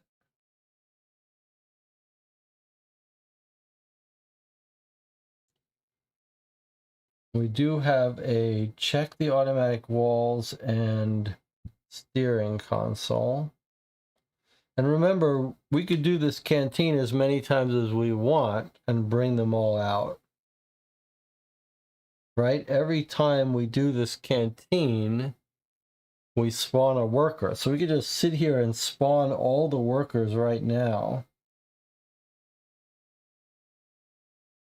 But that seems wasteful until we know how to use them. So I think we have to come and try these different actions, right? So we know how it works before we get back here.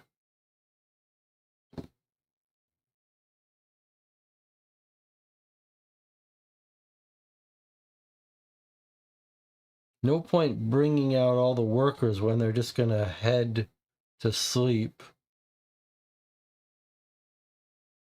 Okay, let me put a marker here. There's no point bringing out workers now, right? Because they're just going to go to the canteen, fall asleep, or make us discard tokens. And we don't want to have to do that stuff.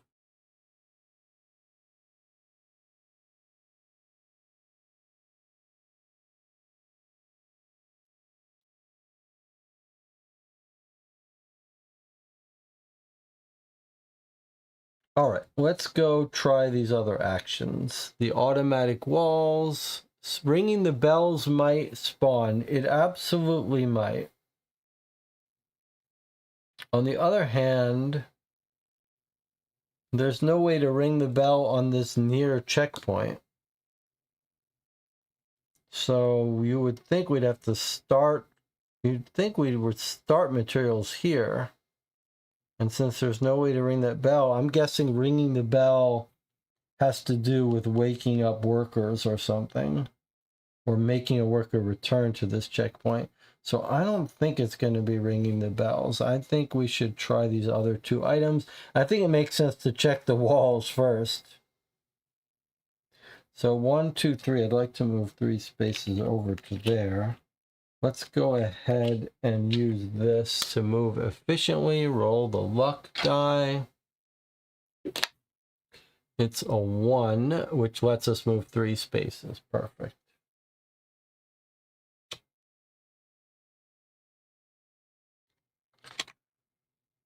One, 2, 3. I'm going to check the automatic walls, which is 644.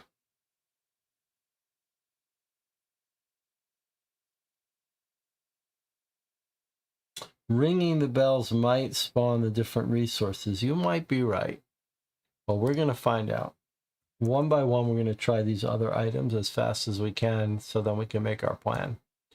Oh, it's you, the robber exclaims. Is that right? 644. What robber?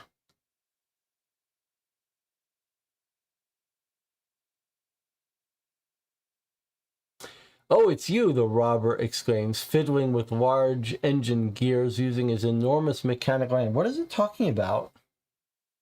His companion, a strange, clumsy figure in a big hat, pulls one of the levers so hard his cheeks grow red with exertion. We know these travelers from somewhere. Come on, help us get rid of these walls. It's difficult to move around here at all because of them, and I don't know about you, but we're in a hurry. On the count of 3. 1, 2, 3. Each dreamer may suffer one distress. If you decide to do this, mark this slot with a token. You may ignore walls during this dream.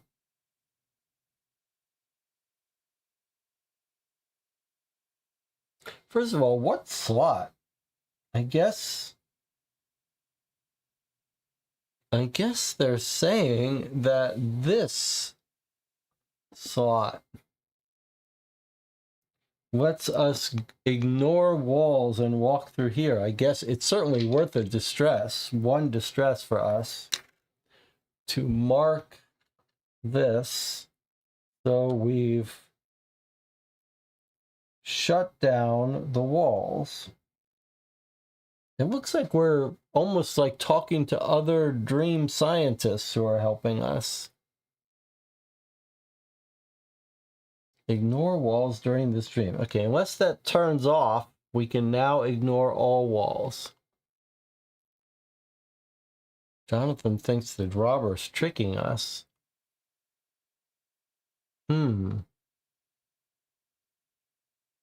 I mean, it's true that these guys can now, well, oh no, we. That's surely the right thing to do. I'm doing it.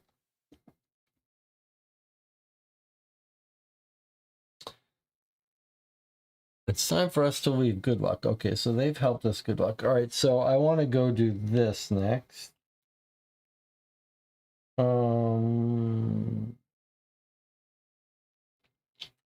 The sooner we do it, the better. Before these, so now because these guys move at the end of every turn, we are on a little bit of a clock here. I'm going to use this to move 2, 1, 2, right through the wall. And now I'm going to push this steering thing. We don't really care about darkness or morphing, so I'm going to go ahead and spend this. The robber might be pilfering dreams now. You have a good point that it does say he's a robber.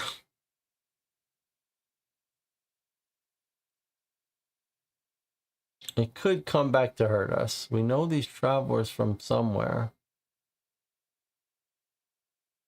I don't know about you, but we're in a hurry. Do you think I shouldn't do it, Jonathan?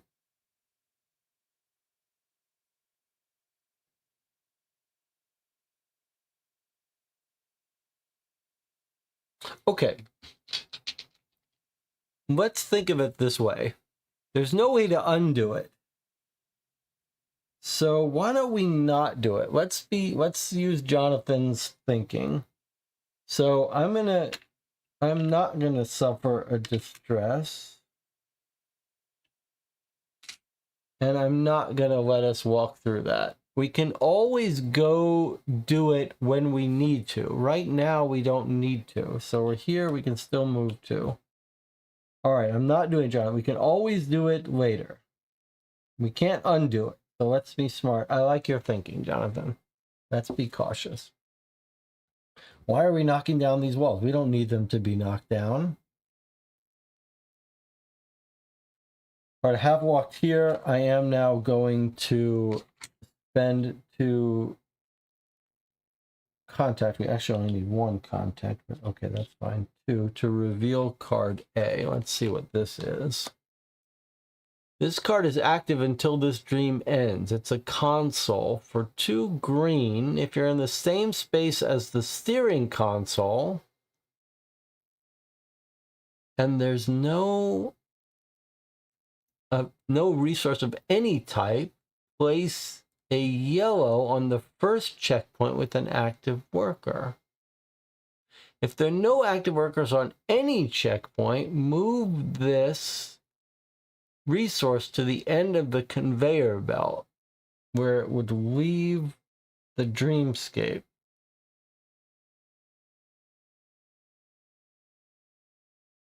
We don't want them to leave unless there's a packet of 3, I think.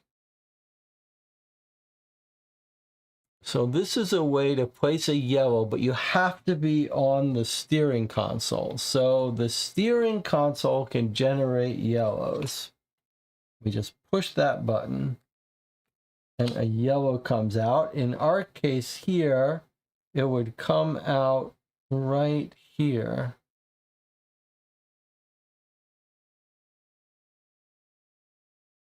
Is that what we want? I don't know.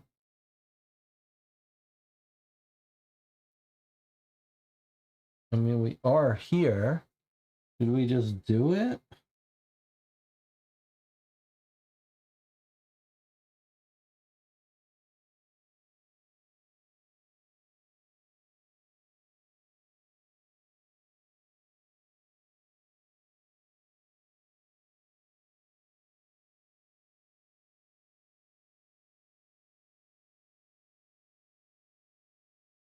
Let's just do it. Well, but better to learn now how it works. So I'm going to spend... I don't want to spend deja vu because I want to use deja vu. I'm going to spend...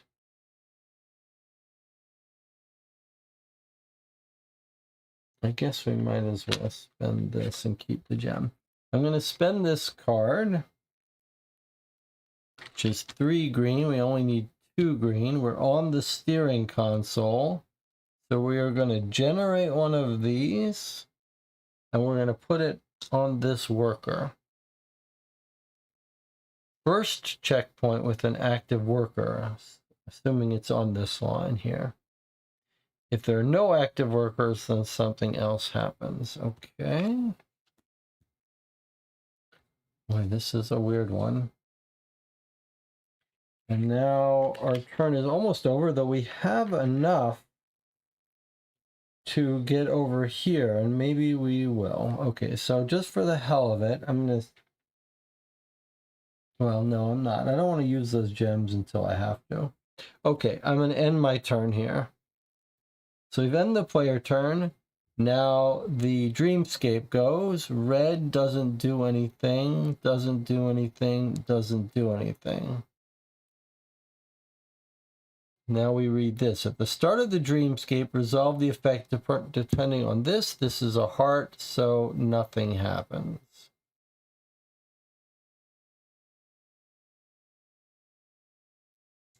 End of turn. The next turn's a diamond. That means this is going to get discarded. Unless we move it. Or change it. Oh no, if we change it, it'll still get discarded. Okay, well that sucks.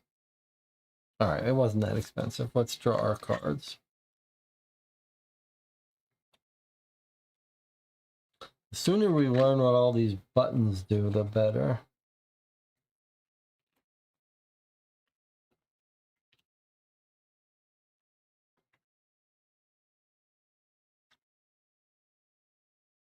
Morphings. Okay, we don't need morphings, so I'm going to use this 2 yellow to go 1, 2. And then we're going to press this bell, which is the 201 bell. Let's see what happens if we press the 201 bell.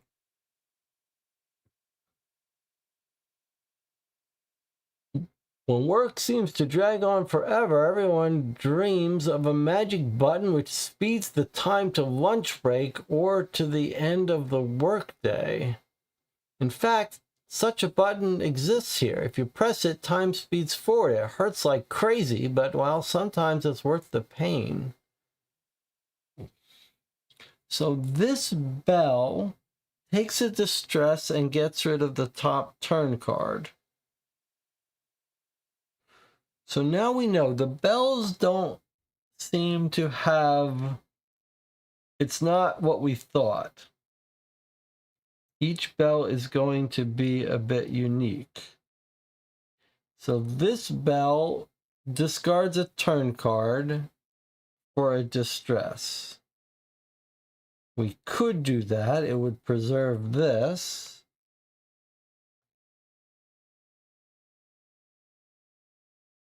That's not, surely that's not worth it.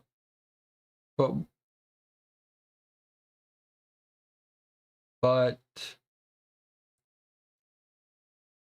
all bells have the same number? Oh my God, you're right. So what's happening here?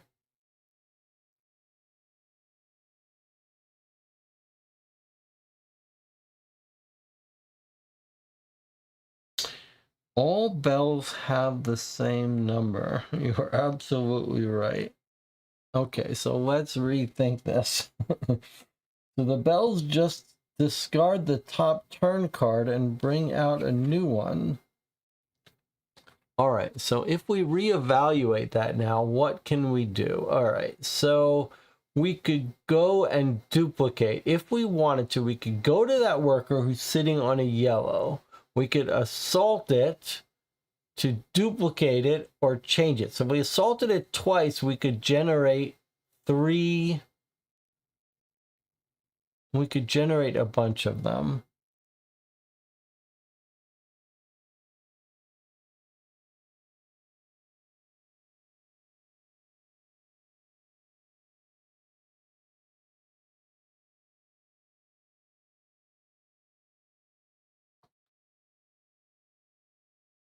And then, but as soon as we do it, it moves along. So we have to have enough workers so that we can move it along, do it, move it along, and so on.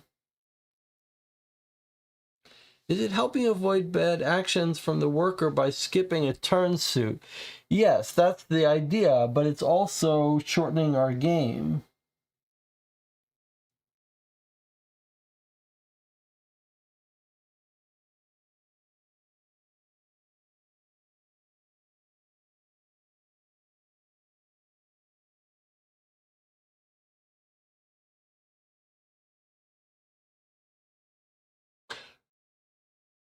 So we could go and we could move this along, but it would just shoot through.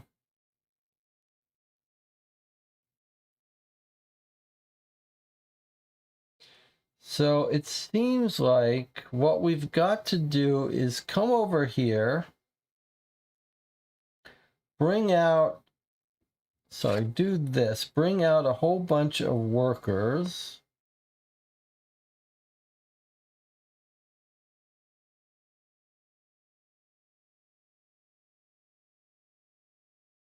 Sorry, not that one. Where's our one that brings out new workers? Oh, the canteen. Go to the canteen, bring out all the workers, which gives us more time to pass these through.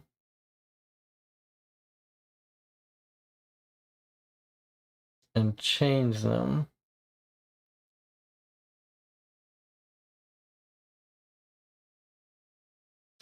If we do this action, we discard the top turn card, but we would bring out a new turn card.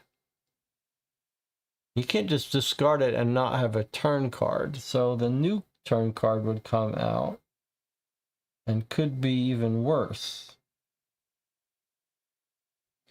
We've now seen what everything does. Okay.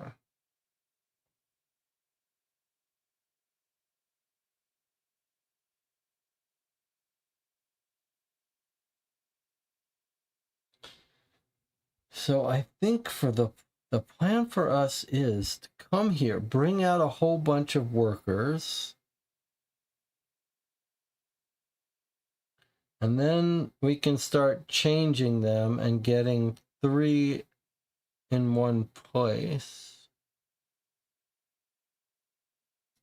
duplicate or change.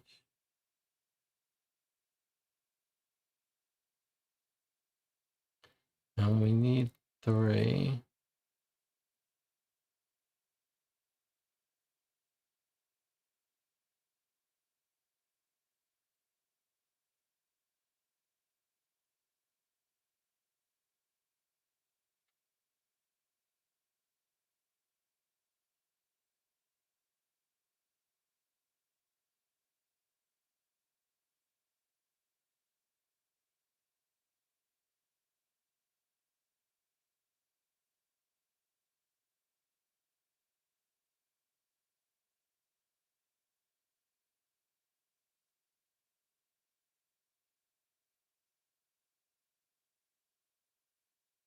So you can see why not having this wall here would be helpful, because we just walk to it back and forth rather than going 1, 2, 3, 4, 5.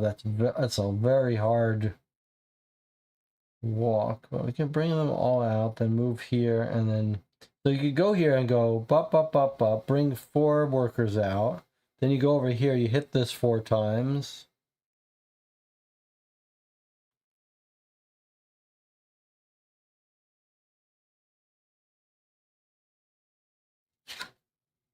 The first checkpoint with an active worker.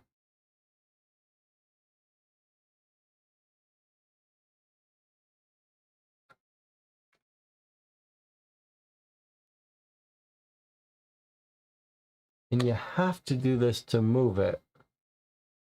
Duplicate, change color, and then move it.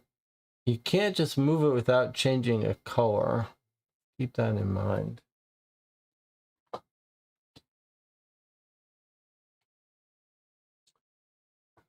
I suspect we'll need each permutation of all 3 colors, so I would always aim for one of those. I think the pattern is duplicate, duplicate, change, change.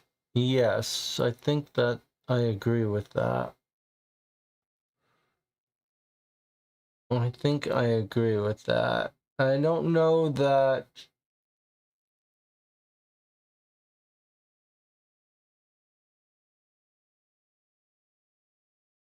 there's more than 3 combinations. So we need 3 dreams, but I suspect it'll matter what we create. But let's just aim for 3 different kinds, 3 different permutations, where order probably doesn't matter.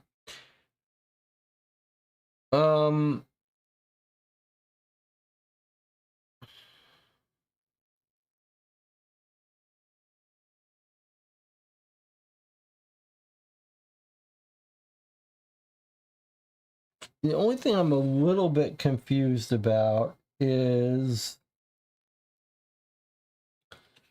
this part here. So we click the steering button.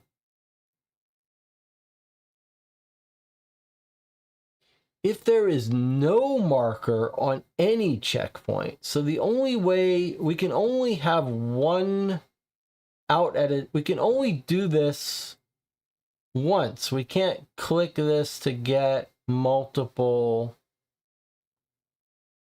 things. It only happens. We can only do it on one.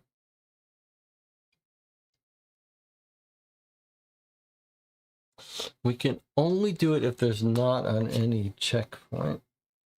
Okay, so normally at the end of a turn, this is going to disappear. So I think maybe we're going to let this disappear and then be prepared on the next turn to bring it out, then walk over to it, duplicate it. So I think what we want to do is get over here and get more workers out so that it stops and gives us more time.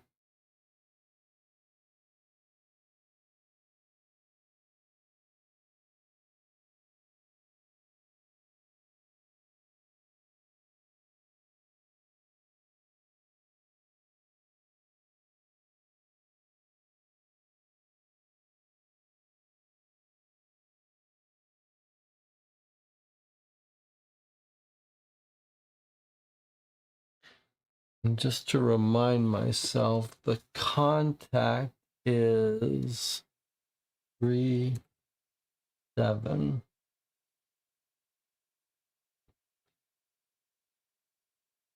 Spawn one worker in any chosen checkpoint space.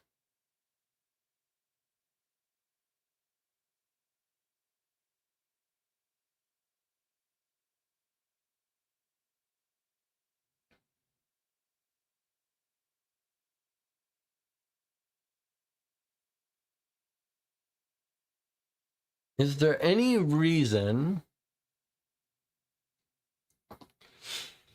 Here's recognition. Let's set the first stack to match the goal number because that number is probably safe. And then we'll learn what happens when they leave. Okay, so when you say, let's set the first stack to match the goal number, you mean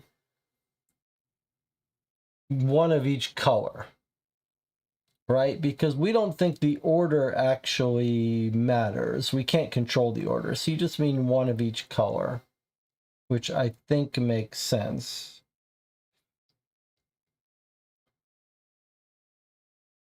I don't think there's really a downside to having all the workers, but there theoretically could be because each time to get it to move along, you have to spend something and change it. So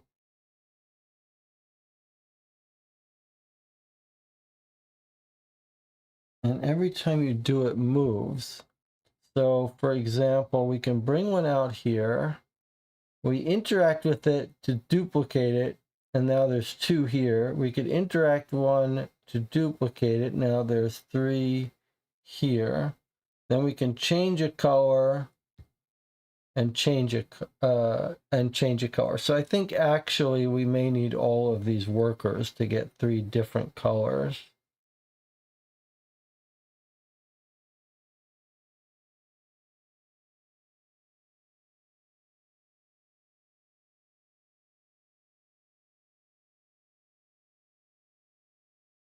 The best thing for us, though, is to have a large hand so we can do everything at once. Okay, so I'm going to stop here. I think we have an idea. We're going to give it a try. We'll put them in order, sure. I don't think order is going to matter, but okay, we're going to stop here because I think the best thing we can do strategy-wise is have the ability to take big, long turns. So I'm going to stop here. Now this triggers, and this goes away.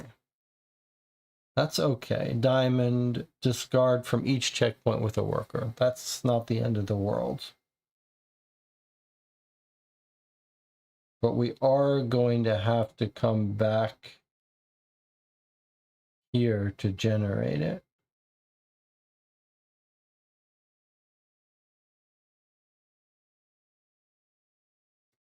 What would be the alternative? The alternative would be to take a distress.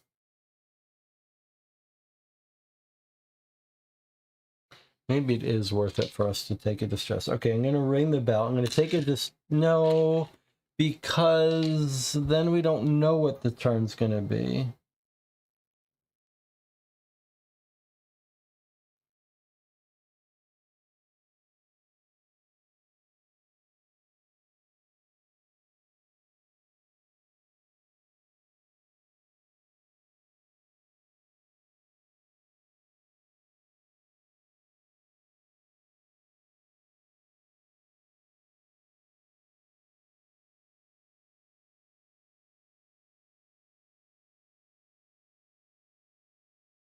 Okay, I am not going to do that without knowing what the turn is. So I'm going to let it go off. I'm just going to get rid of this. That does the diamond. That goes away. Here's our next turn. Okay, it's a clover. This is going to make them go to sleep, but we can wake them up. That's okay.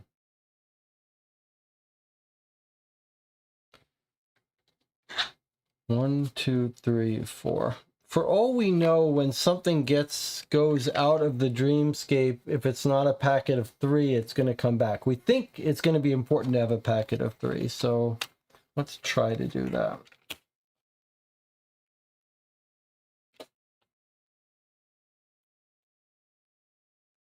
Whether we're going to need to take these walls down. I think the robber is going to steal one of our dreams, Jonathan. So the question is whether it's easier to do it and then build an extra dream with a robber. I don't know. But all right, here we go. So I'm going to start, because we're on the clover turn, to seal this card to get back this card, which is going to let us get 4 gems when we need it. And unseal it. I guess it goes here. And one more card. What we would really like here is maybe an ability to move.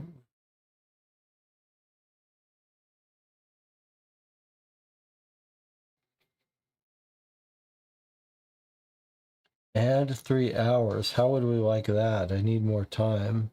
I think that's the card. Okay, so I've unsealed 2 cards with Deja Vu. All right, so here's our plan. We're going to come here. We're going to bring out all the workers.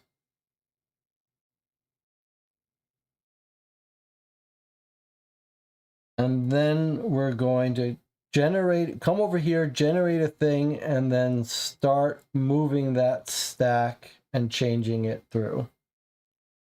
I think that's the way to go.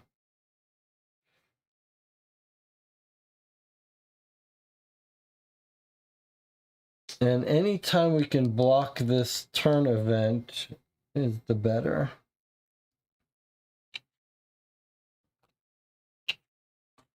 All right. I'm going to spend 3 yellow to go 1, 2, 3. And now we're going to do this a bunch of times. So here's 1 green, which is 337, which is spawn a worker.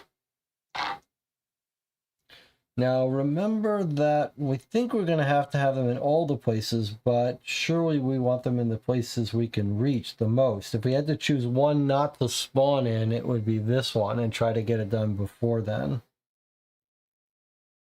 Okay, so I spawned a worker here.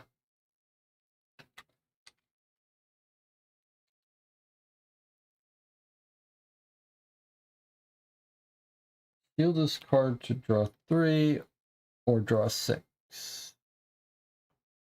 No, we're just going to spend this to spawn another worker.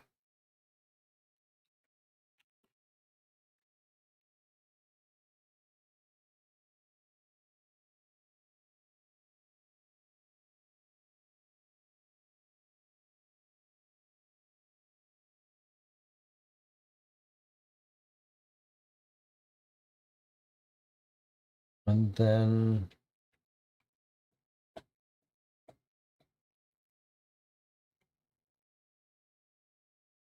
I'm going to spend this green to spawn another worker.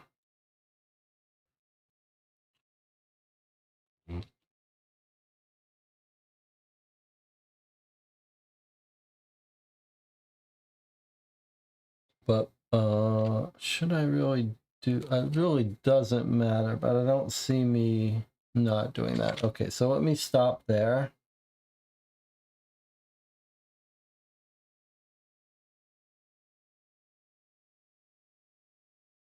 We could take more turns, but what would be the point?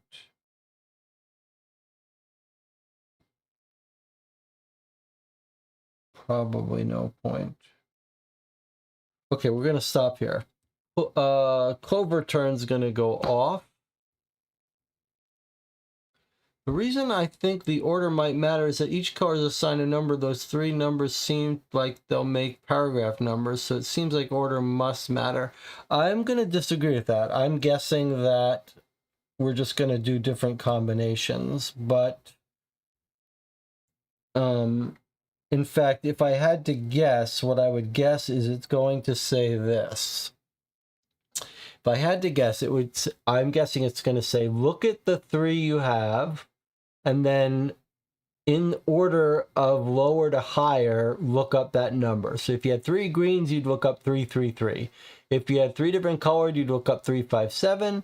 If you had a green and two reds, you'd look up 377. That's my guess, that you don't have choice of order, so you'll never look up a 733. Just my guess, though. But we're going to end our turn here. We've got workers on all the spots. We don't mind this. This is just going to put a worker to sleep.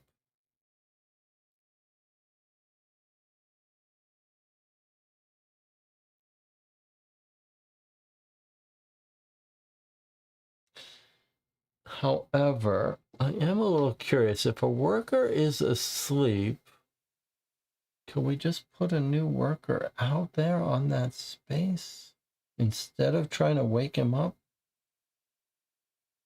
Seems like we could. Okay, Clover goes.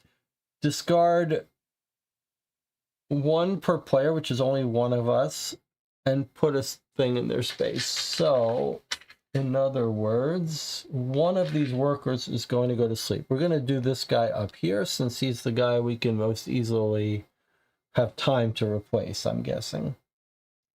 And maybe we don't even need it. Okay, this turn is over. Our next turn is going to be another Clover, so another worker is going to go to sleep at the end of our turn. 1, 2, 3, 4. This is an item. It shouldn't be here. 1, 2, 3, 4. One of these is a flaw card. Oh, this is the worst. This is our flaw that we really hate. And too bad we don't have an ether to get rid of it. Move actions cost one more for each space, 4 yellow to get rid of it. Okay, this is terrible, but maybe it just means it's going to take us longer to complete this game. We're just going to have to spend 4 immediately.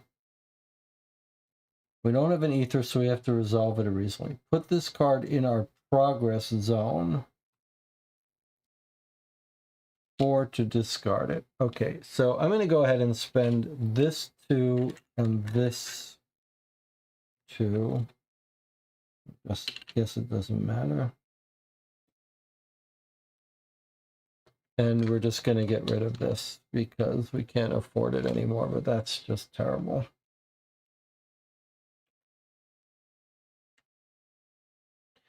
Now, here is the part that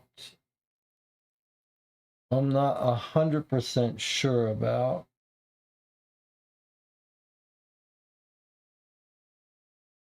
So this guy's asleep. Normally we would have to go there and wake him up, but the rules say that, not this rule, 337 rule.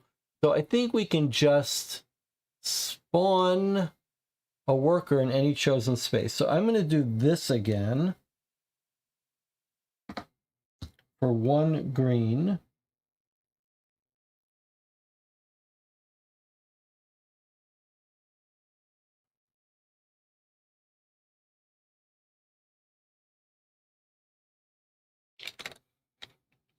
I guess I'm going to use this for that.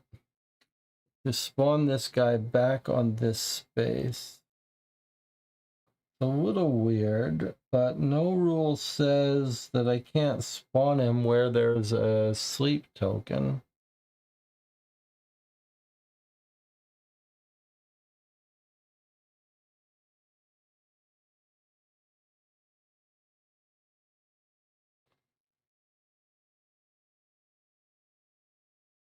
So one of these people is going to go to sleep again. It could be the same guy, I guess.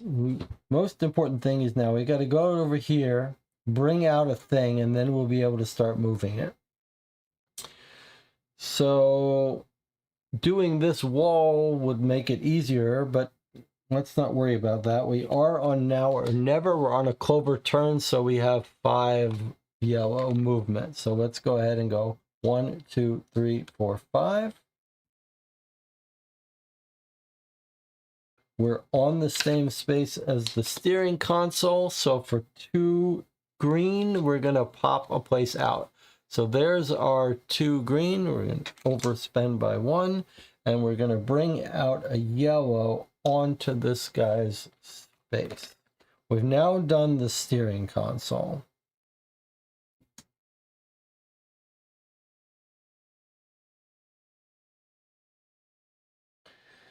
At the end of the turn, someone's going to go to sleep. That's not the end of the world for us. We are going to have to come over here. We're going to duplicate this, and then it's going to move to this guy. And then we're going to come down here, duplicate it. Then it's going to move to this guy. Then there'll be 3 yellows. And then we actually could let those 3 yellows go through.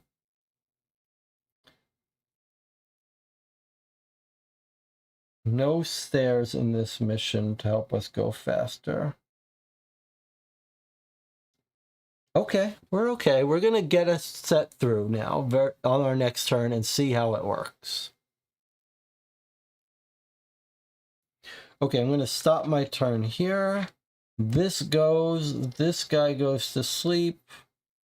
I'm just going to put his thing there again. There's a little bit of a weird thing. Maybe there would be 2 there. I don't know. Maybe it doesn't want us to do that, but I'm going to let this happen. All right, that's all that happens. It's our next turn. It's a heart. So actually, how can I do this so you can see it? Actually, now you can't. Okay, yes, you can. Let's do it.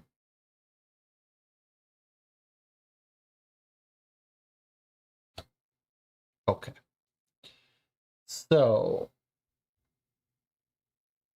we're going to have another turn. We're going to have a turn where nothing happens. I wonder if I... Oh, yeah, I wanted to use that because of the clover. Okay. 4 cards. 1, 2. There's our 2 new cards. We need to shuffle. We could pay for our shotgun. I'm going to take a distress rather than seal cards. Okay, I think we're okay here. We're going to get a set through on this turn, and we're going to see what happens. Probably we want to do it without getting one of these to the end. All right, why don't we take our next break here? When we come back, we will push a set of 3 through. I think with our this turn or the next turn, we should be able to do it. Okay, I'll see you in 8 minutes.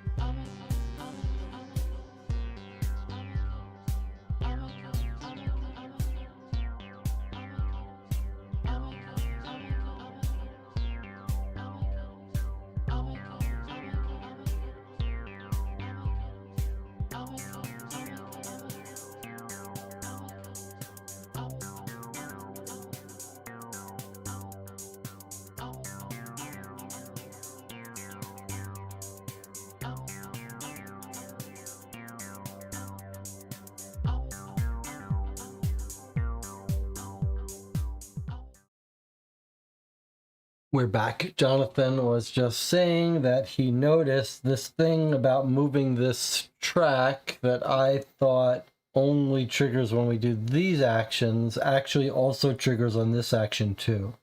Every time you spend intent on actions from this tile or this tile, moves this. I don't know that we're going to be able to avoid triggering these, but we'll try.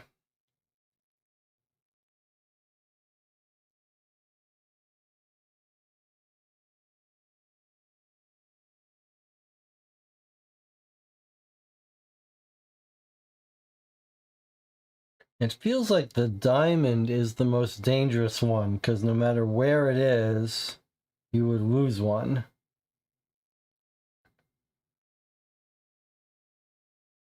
All right, so I've drawn our 4 cards. One gives us an extra hour.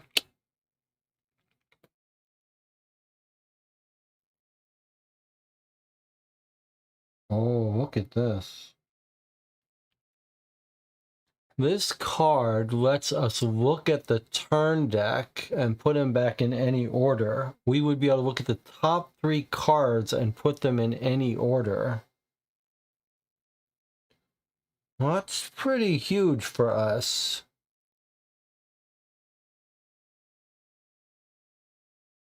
That is absolutely worth it for us. The only question is, should we do it now or should we do it when we know something is bad? Let's hold on to it, but we're for sure going to use that. That's cool that we took this card for the fun of it, and now actually it's going to pay off for us. All right, well, here we go. We need to duplicate, come over here, duplicate, and then be able to catch it by the next turn.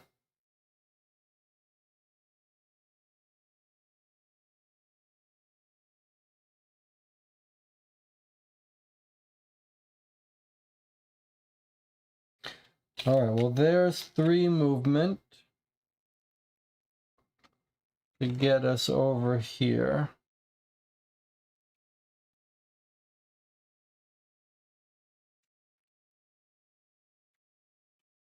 Now we are going to spend... You know what would really be useful is lucid mode. But we don't have the ether. All right, I'm going to spend 3 assault.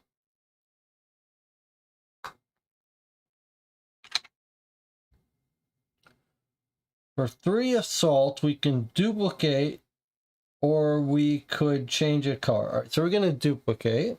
So we're going to turn this one into 2. When we do that, we have to move this track. Since we used Wrath to do it, we move this track 1 step closer to this. We're going to try to avoid this. And then move the stack to the next checkpoint with the worker. So this stack of 2 heads over to this guy.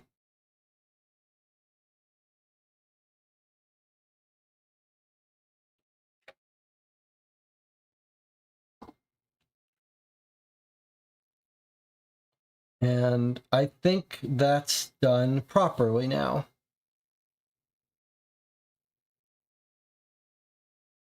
I wonder if we are going to regret this.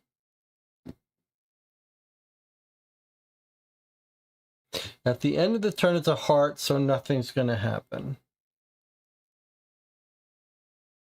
I think that's been done all correctly. Jonathan, any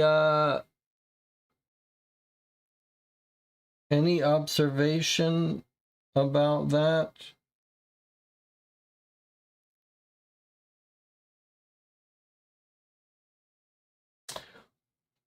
I think this is the game where we might be using our cat. So I'm going to put the cat on this space in case we need to fly to him to go over there.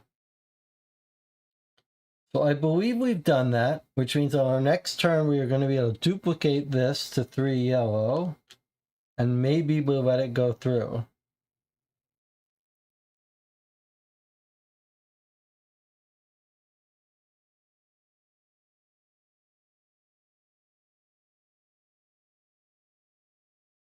Okay, end of turn. Heart goes off, nothing happens, that goes away, this comes out. We're gonna have to use our clock to get more time, I believe. Okay, it's a spade. The spade means one worker goes one space towards the canteen. That is not ideal for us, but if we can live without one worker,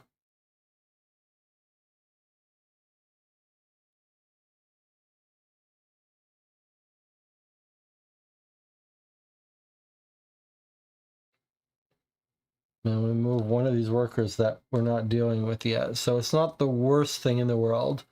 I suppose I'd be inclined to not throw away this turn. Let's get our 4 cards. 2, 3, 4. As long as we don't get that flaw, we really need to get rid of that flaw. Okay, ladder lets us in a dark room go anywhere, but there is no dark rooms. Steam bomb, we don't need that, but lots of movement, that's good. All right, we need to get down to this guy now. We're in range. We don't actually have to be on his space.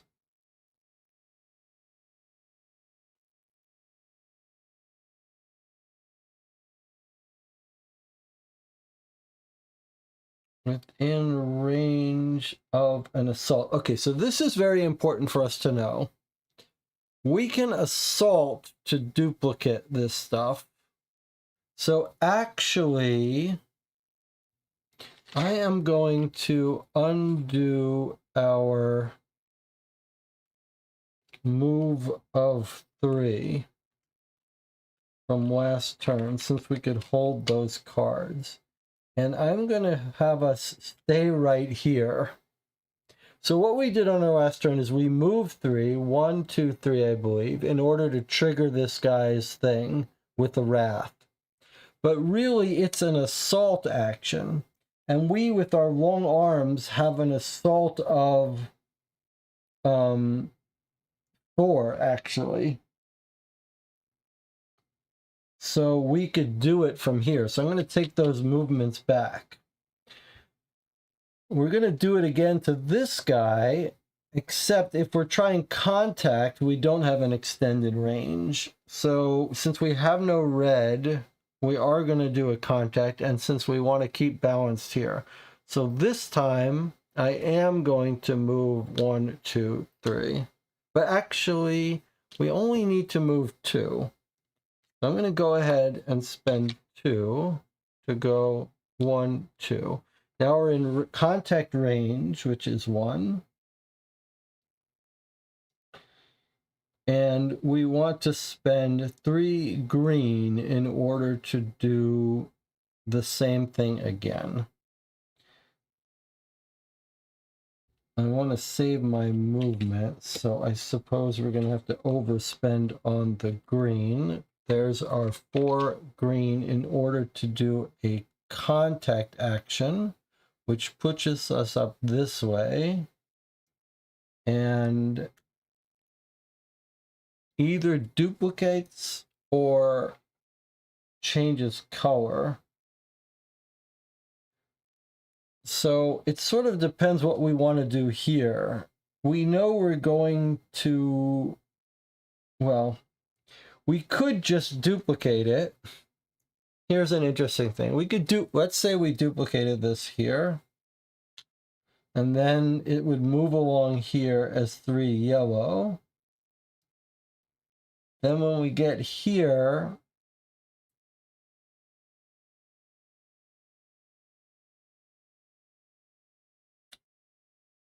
we can come over here and change it.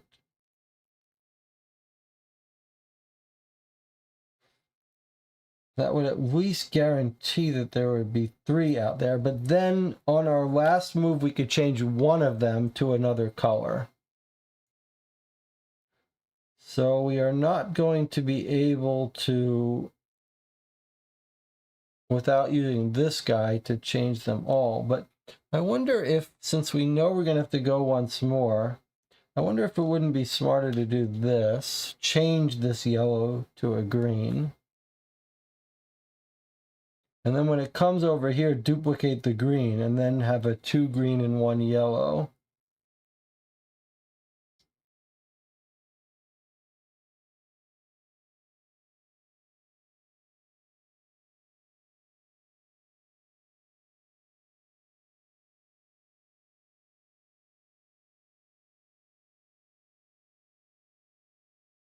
I think the 3 yellow is going to be the worst outcome. That's why I'm trying to think if we know we're going to have to do it once more, I might as well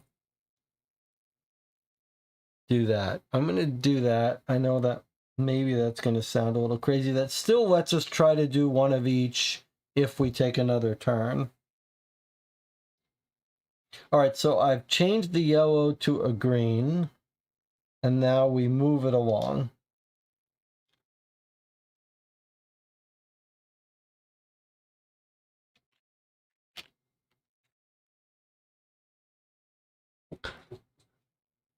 Someone has come in. Hi from Australia. Hello, Daniel.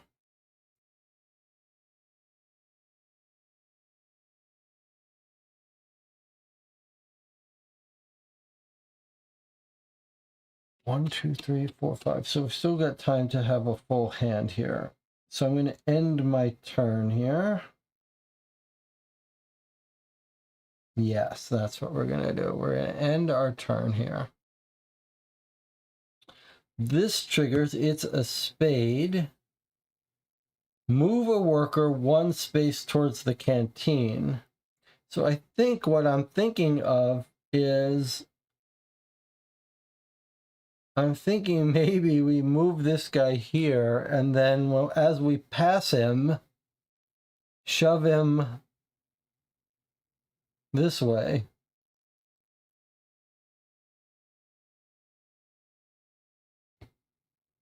Back onto his checkpoint is what I'm thinking. So I'm going to go ahead and do that. I'm going to move him that way. Move 1 worker, chosen worker, 1 space towards canteen. Okay, we don't want him to get in there, I don't think, although it's not the worst to have them disappear. Then we can bring him out again. It's almost better to have them disappear than to move them.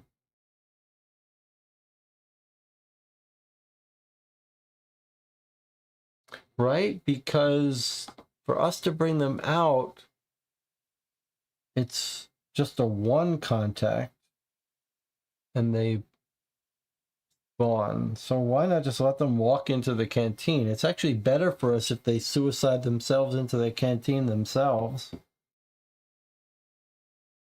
Okay, well, let's get our next turn. 1, 2, 3, 4. Thankfully, it's not the jelly legs. Okay, we're going to lose our train ticket and get a different item.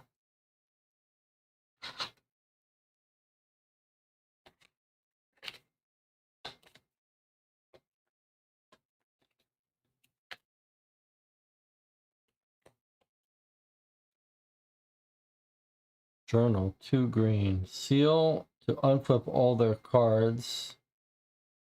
No, we'll just end up using that for the green. These are our cards. Okay.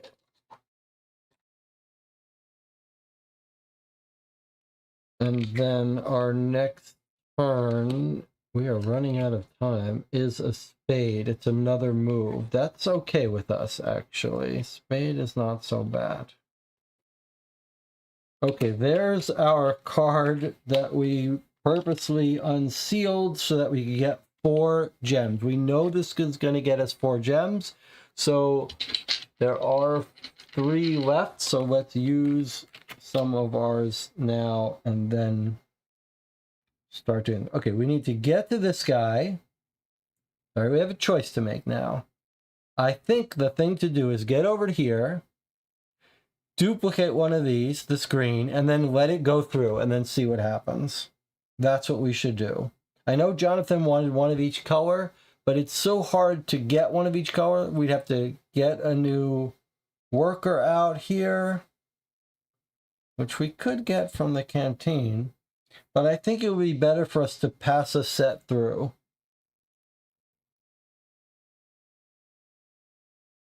And see if I'm right or Jonathan's right. So that's what we're going to do. We're going to pass the set right through and learn how the system works. So we need to move over here. Do we have anything that lets us move quickly?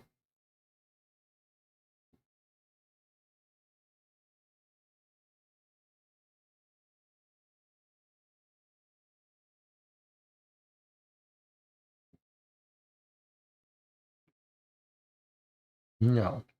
Okay, 1, 2, we don't... How are we going to do this guy? Can we do it with Wrath? That's what we'll do. Then we don't even have to move. Normal assault is range by 1, but because of this, it's range plus 1 plus 3. 1, 2, 3, 4, perfect. So we are going to do... Oh, I don't want to use that. Okay, I'll use a gem. So we're going to use 4 red to do a red assault. Boy, those long arms are amazing. All right, so we're doing a red assault, and we're going to use that to duplicate this green to another green. And then it's going to go through. It's going to move. It's going to go past the cat and go all the way through. Now, Jonathan, how do you feel about that? Are you still here, Jonathan? Jonathan did not say hello to Daniel, so I'm concerned that Jonathan has blanked out.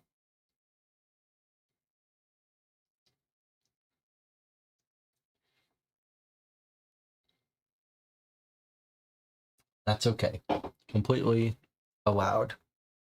Okay, so we did an assault from here. That's an amazing ability. This has to go towards here. That's fine. It went past our cat, who's just hanging out here, to let us time travel, and I let it go all the way through. And now we're going to find out if we needed these to be 3 different colors or not. If we did need them to be 3 different colors, then we've wasted a lot of time.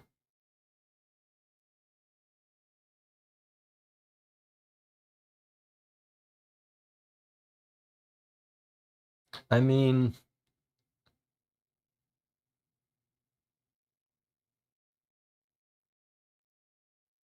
now I'm second guessing.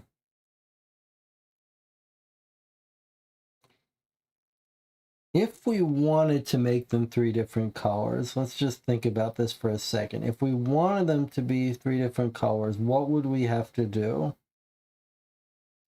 I'd have to come to the canteen, put a worker here,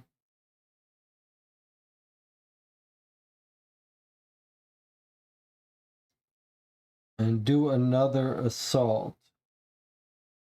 I mean, we can do it.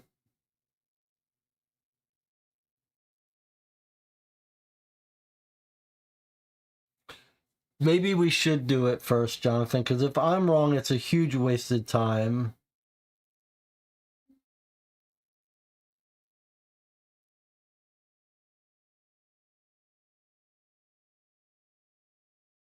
If you're wrong, it's just a little bit of extra time. Okay, I've changed my mind. We're going to undo it here. So instead of...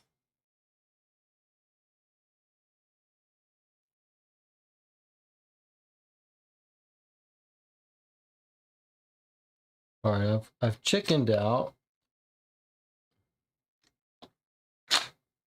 What did I do? I used a gem, I must have. Okay, so I'm rewinding. My plan was to assault this guy, which duplicated the green, and then let the green go through. I still think that's logical. However, if we're ever going to try to get one of each color, which I think we are going to want to do, even if I'm right, maybe now is the time to do it.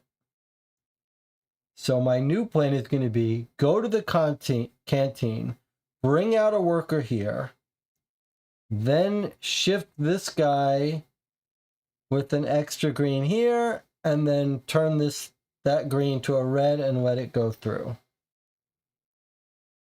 And we'll use this to get us the gems to do it. So I'm going to use this to move 2. Then at a range 1, I'm going to contact 1, which is going to be, I guess, a little bit of wasted thing here.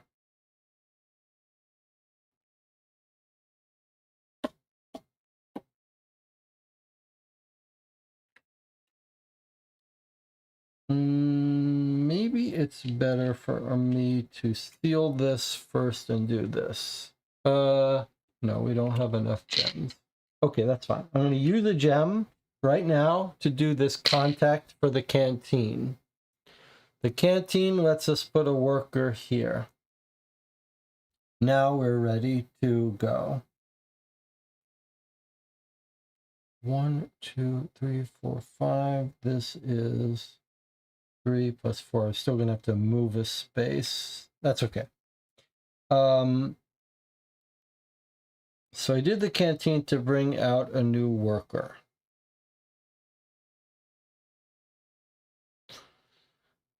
Now we're going to do the red action.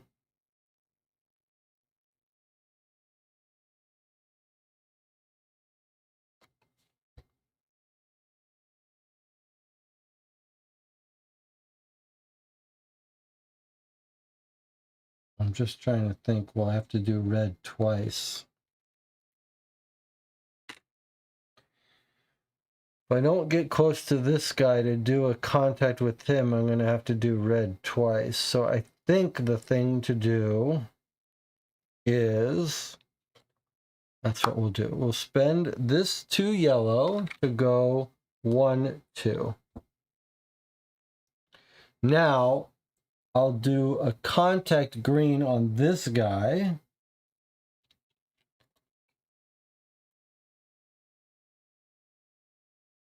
For 3, which is going to be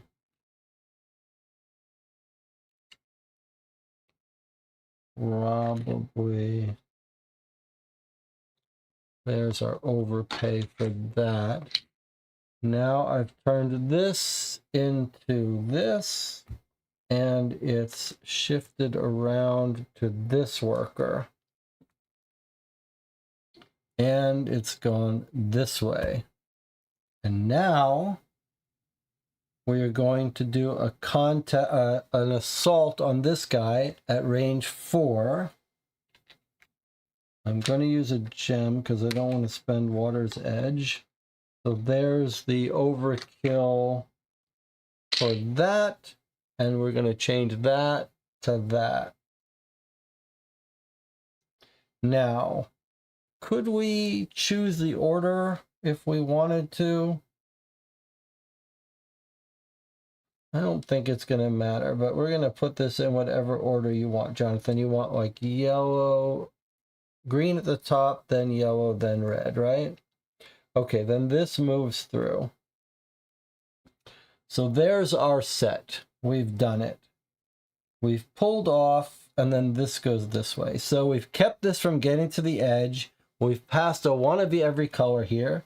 I don't think we're going to have to keep doing these 1 of every color, but I could be wrong. Better safe than sorry. We're going to want to have done that at one point anyway.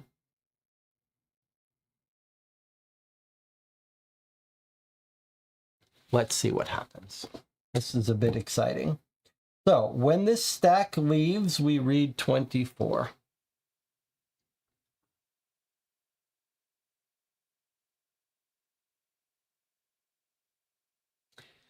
I'm just going, well, I guess it's going to ask us, but we are noticing that we could choose it. John, I was going to go with the order to match the paragraph it told us to read. when we finish the game, 573, which would be yellow, red, green. Okay, fine. Let's just do it that way. Yellow, red, green, 573. Here we go. It's not 324. We read when we get it, it's 024. Okay, this is exciting. Let's see what happens. The pack is ready to leave, but is it good enough? Let's find out. Add the value of the leaving pack of intent markers. Green has 3, yellow has 5, red has 7. Then discard them back to the pool and resolve the script according to the calculated result. Okay, so you don't have control of order, which I was right about, but it's even different. You just add them up. And notice you don't even have to have a pack of 3.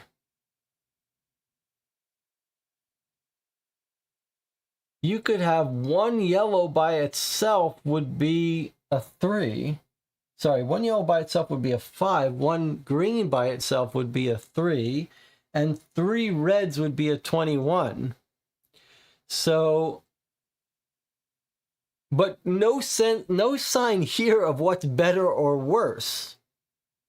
Notice.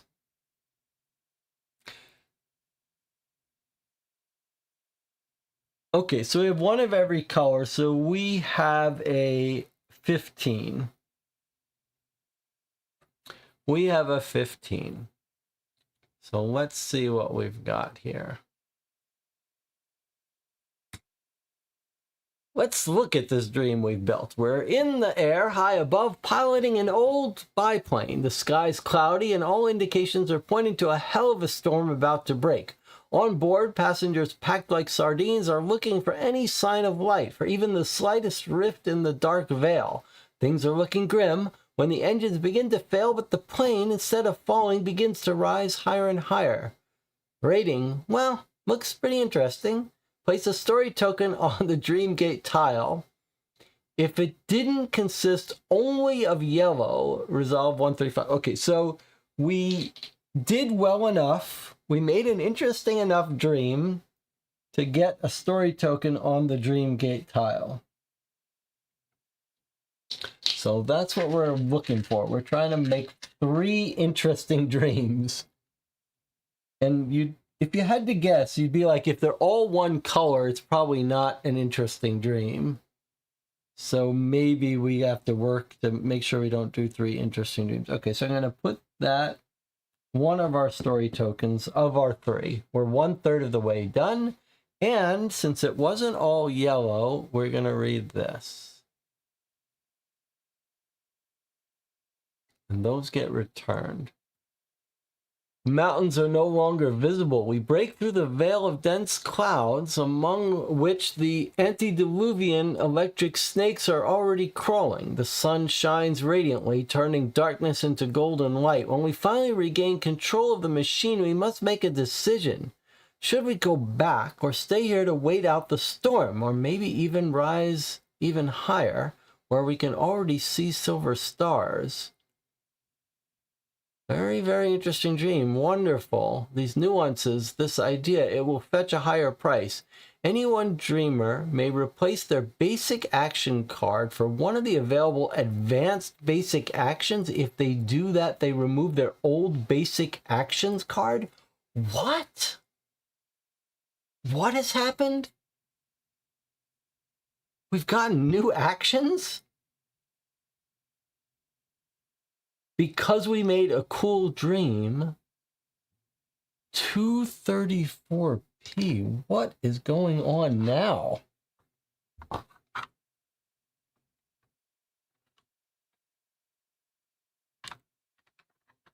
Is that right? Have we read the right thing?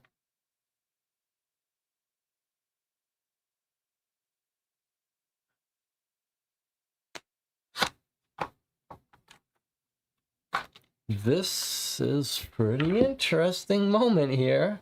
So here are the basic actions. If we want, we can swap it out. Okay, here are our basic actions, and here is this new card.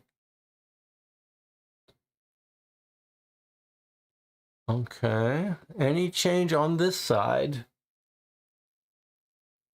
No, identical completely. What about on this side?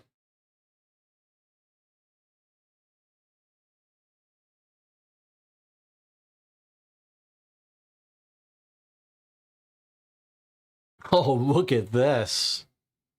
How cool is this? We move +1. Wow, pretty cool. We move +1 every time. That's amazing. That's amazing that we just got that card.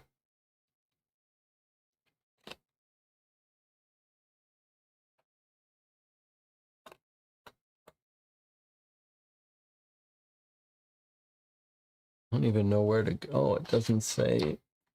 All right, so we've now upgraded. Look at this little arrow. All right, that's amazing.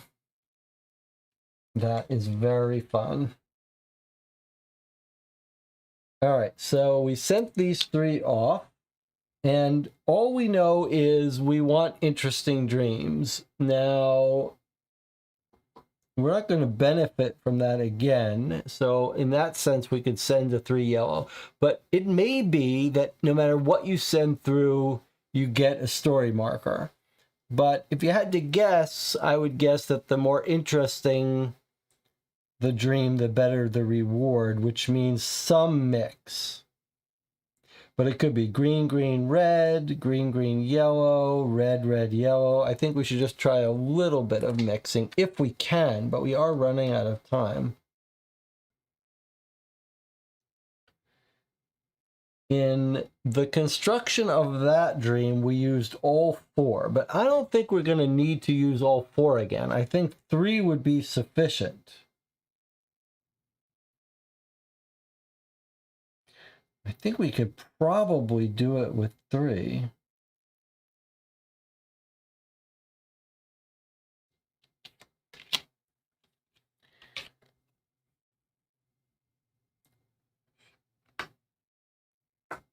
Surely we're going to want to do this to get 4 gems. We don't know when we're going to get that flaw.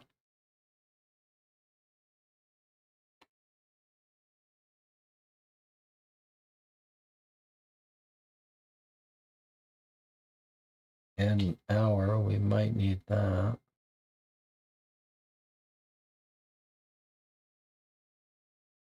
So we're going to have to come over here no matter what to generate a new thing. That's going to take us a lot of movement.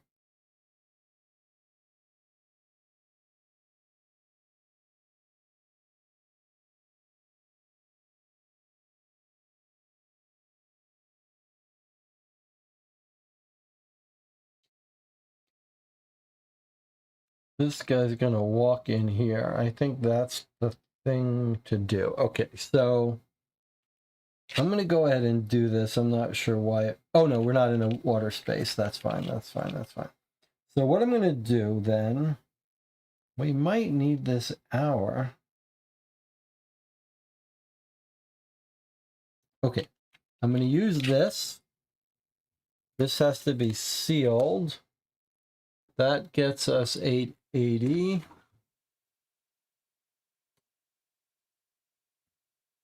Which gets us 4 gems.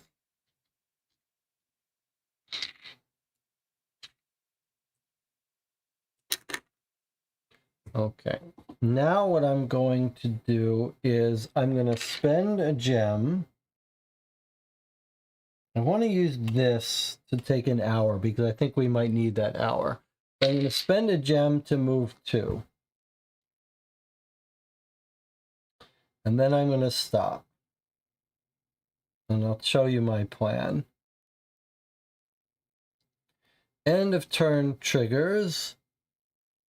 Spade triggers, which makes a guy walk towards the canteen. I'm going to let this guy walk right into the canteen.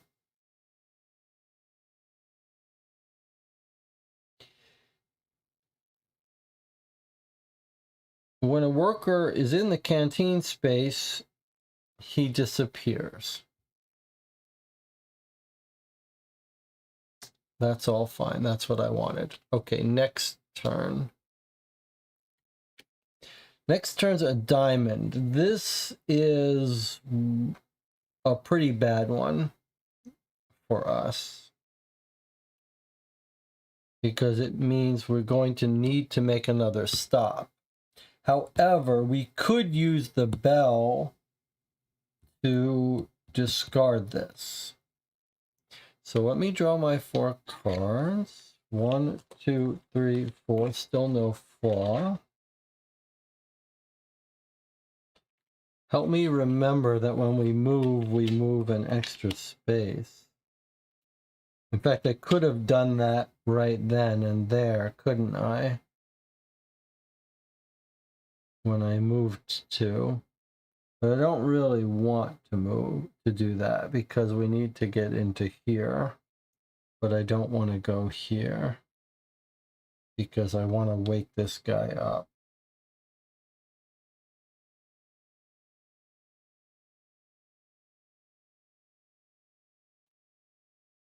So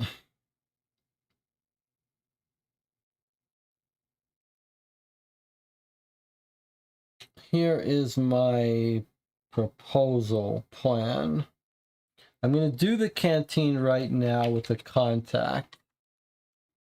I'm overpaying a little bit. I'm within 1 range, so I can do that. That is 337, which we happen to know just lets us spawn a worker. I'm just going to do it once more to clarify. Spawn a worker. Okay, so now we're going to bring this worker back out here.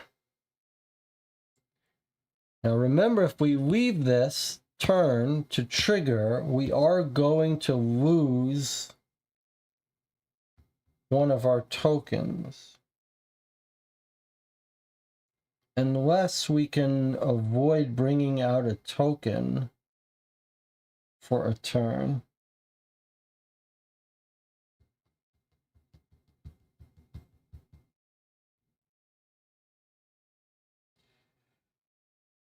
Oh boy, I don't know how much time we're going to have here, but we do have our clocks. Okay, so I want to move over to here. 1, 2, 3, 4, which means a 3.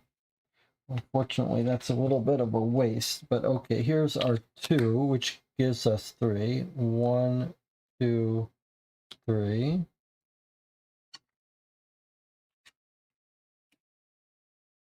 Have to be on the steering console to do that.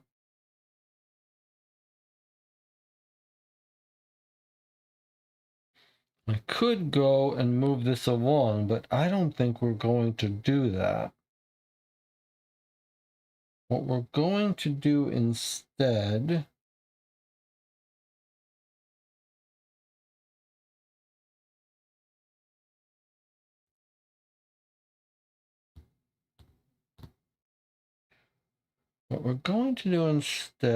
is spend a card to walk onto this. Actually, I don't really need to do that. 1, 2, 3, 4, 5. You can still hold 4 more. So we're going to stop our turn here is what we're going to do. Better to have big long turns.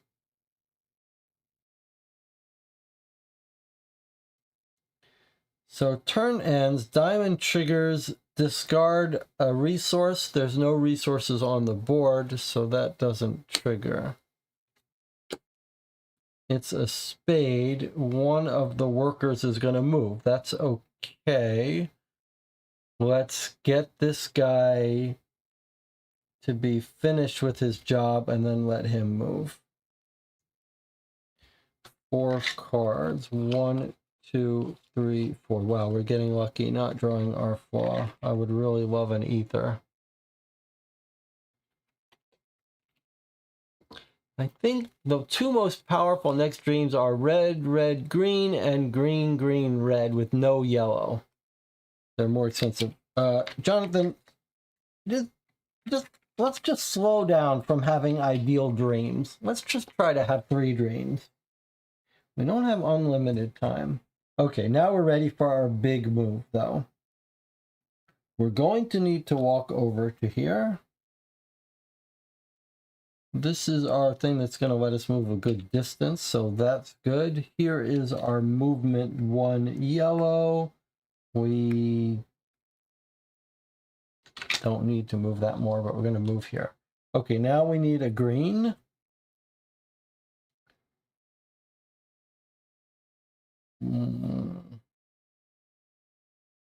I guess we're just going to waste the green, huh?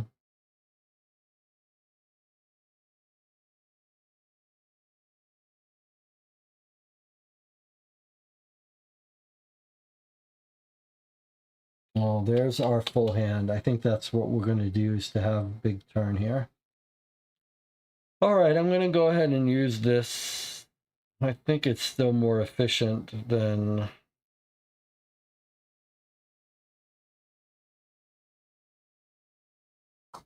Yeah, okay. So we're on the steering console. Oh, I see. We don't need to do that action, actually. We need to do the steering console, which is 2 green. Okay, so 2 green we're spending to bring out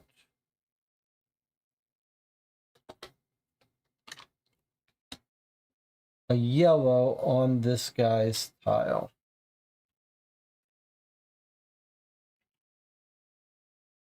It doesn't move it along. As long as we can get it off him, we can allow him to move with this spade. So if we do a red action, we can do it from anywhere, but probably it'd be better off for us to move up there and do a green action on him. So I'm going to spend a gem to move 2. And then we're going to do a 3 green assault. Sorry, a 3 green contact, which is going to duplicate this. I think maybe we're going to have to do some changing. Maybe we'll change this to a green right now.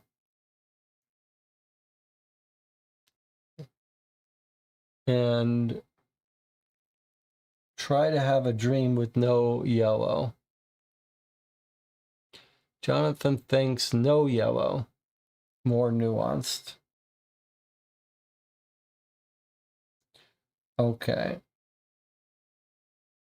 It doesn't, you might as well change it in the beginning if you're going to change it.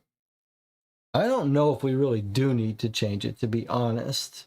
So this could be wasted, but let's try it. I think actually it may be that no matter what colors we pass through, we'll succeed as long as there's 3. In fact, there might not even have to be 3. Anyway, let's just try it. Okay, so I've changed this and now it shifts down to here. And this goes this way. Now we can do an assault. We've got plenty of range. So I'm going to do a 2-3 assault to duplicate this green to here and shove it to the next checkpoint, which brings this way. So far, we've been pretty good here. 1, 2, 3, 4. We are actually within range of this guy.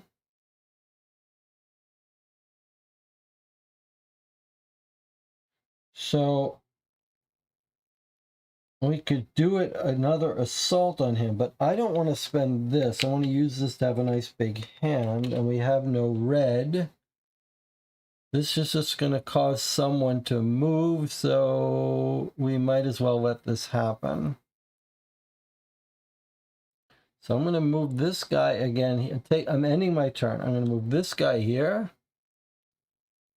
This turn ends. You can see the hardest thing is going to be to get 3 dreams out in time.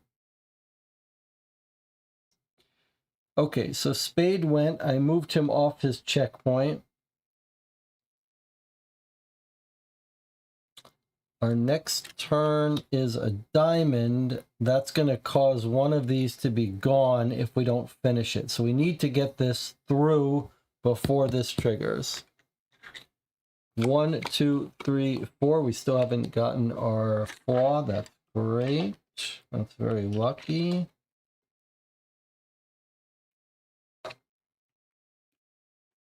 Diamond turn gives us 2 gems. That's pretty good. Let's go ahead and take those 2 gems now. I can't imagine that we'd want anything better. One of these guys is going to have to be done with a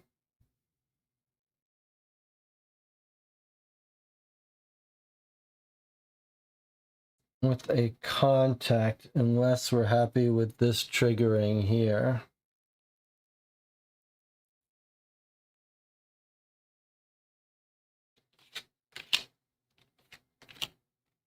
We can move more efficiently now, though. I think we're going to need this for the clock, just in case. So I'm hesitant to use it to move.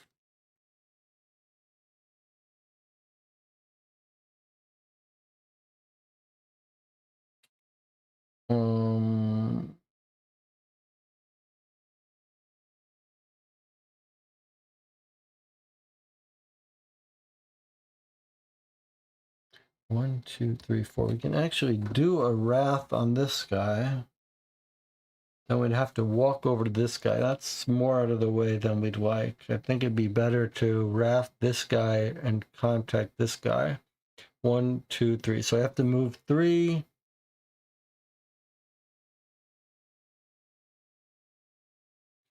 Let's use this to move 3. Okay, where's our luck die? Here we go. So it's a 2. We get to move any space. I still think we're better off moving here. Keep ourselves in range of the action.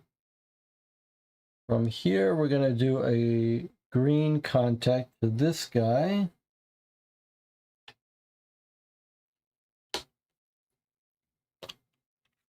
I guess that's our 3 green contact. Better than drawing 4 cards, 2 cards, yeah. Okay, there's our 3 green contact. Now you have a choice. I suppose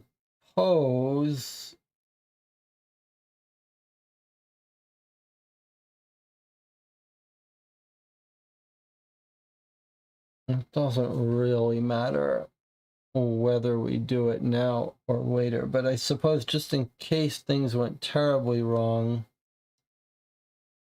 I guess it depends. Would you rather have 2 green and a red or 2 red and a green?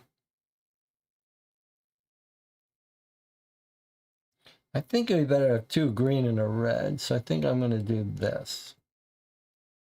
And then this shifts over to here, and this shifts over to here. And now we're going to do our assault on this guy. We need 3 red. I'm going to go ahead and seal this card to generate 3 red, which I'm going to use on this guy. And he's going to turn one of these greens to a red. Now, I don't know that that's really even necessary. In fact, I suspect it's not. I suspect 3 green would be just fine. But we have to do something on this guy. Otherwise, it just sticks with him. So we might as well do that. Okay, so we've turned that here. This shifts along. And this moved this way. We've done very good with this track. We finished a dream here. And it is a 6 plus 7 is a 13. So we look up 24 and we do 13. Oh, it's all of these trigger the same thing. That suggests it might be a worse dream. All right, well, let's try it anyway. Let's look at this dream. We hear the creak of a mast, the echo of a voice distorted by radio static mixes with music echoing over the waves of an inky black ocean. The yacht is not sailing today, but moored in the harbor. Each guest on deck holds a glass of sparkling champagne in their hand, and there's something to celebrate. Our family is taking control of another district of the city today. Suddenly, a mooring line snaps, and the yacht tips. Among the panicking guests, I see suspicious figures dressed in black. Rating, decent, but it certainly isn't a work of art. There is a luxury and power, so okay, we'll take the stream. Place one story token on the thing. That's our second story. Unseal one card. If the union leader is not revealed, resolve 330. What's that? Oh, please don't tell me it's an enemy. All right, unseal a card. I guess we got to take the top card. Doesn't say unseal chosen card, so we didn't get our 4 gems back, unfortunately. Resolve 330. Gulp.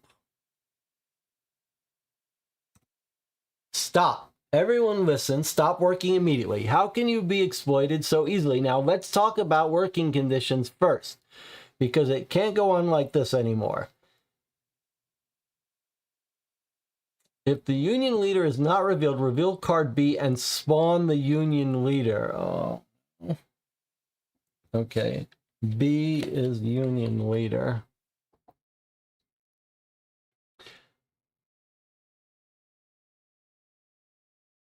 Each worker in range 1 from the union leader moves 1 space toward the canteen. Oh.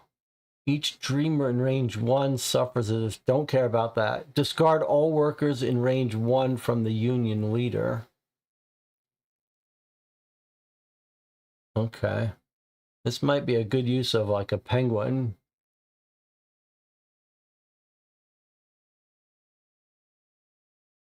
No, I don't think there was any way. I think no matter what dream we made, that was going to happen. Okay, but so the union leader comes out. Let's put him out. All right, so here he is. And he spawns in this corner here. We only need to get one more dream out, and I think it could be basically anything. But the less yellow, the better, maybe. All right, so the bad thing is he's right next to people. He just triggered right now, though. And you can't do anything to him.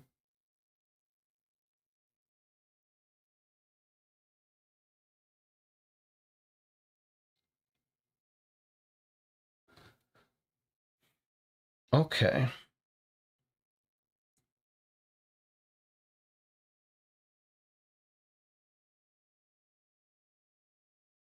We don't need all workers to get 3 of these out, as long as we don't mind some of them being yellow.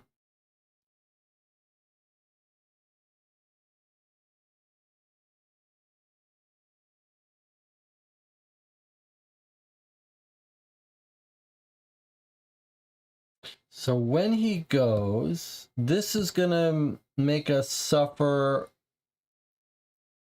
of any worker. Yikes. Well, we're going to need to get in here, so we could walk in there whenever we wanted to.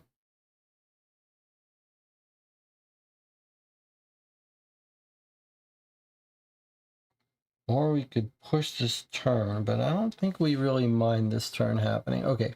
And then when he does this, blue, he's going to move all the workers, these two workers, towards the canteen. This guy would walk right into the canteen. I don't really care about that. So here's what I'm thinking we do. I'm thinking we move on the canteen.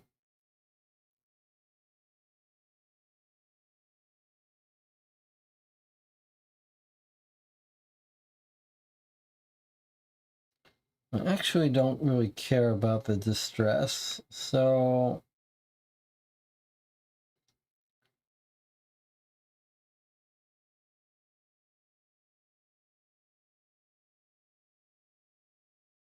the only problem is he's going to dislocate this worker off this checkpoint, but there's nothing we can do about that.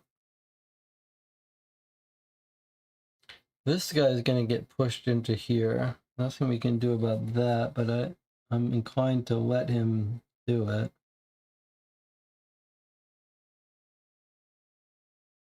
Although we could instead come here and push this guy here.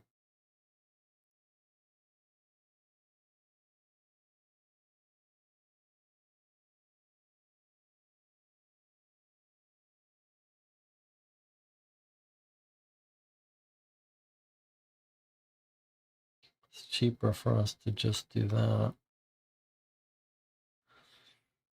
Well, it's good that we got this guy now rather than on our first turn at least.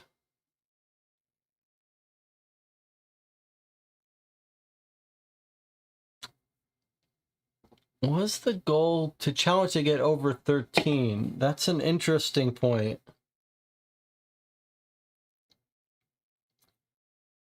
That's an interesting point. I really don't know. We need to come up with one more dream, though. And if we don't want them all to be yellow, we're going to have it go past.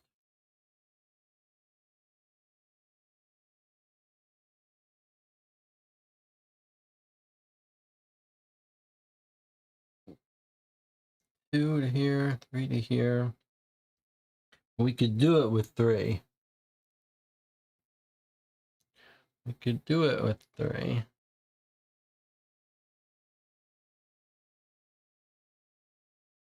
But we're going to need to get at least one more out.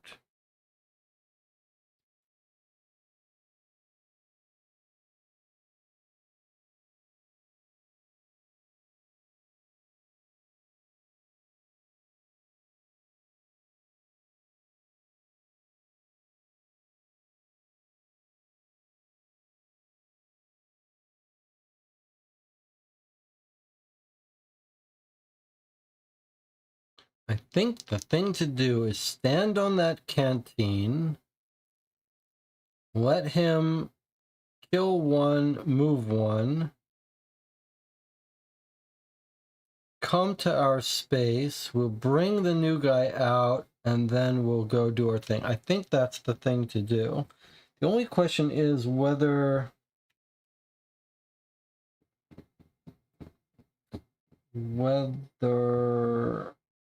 I should be using these cards and taking our turn right now. Like, we could draw fully up to our hand.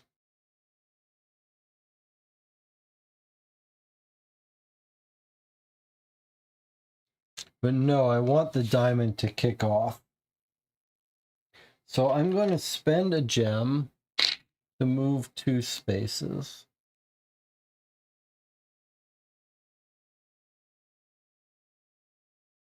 Although, let me take that back. I don't actually have to move onto that space.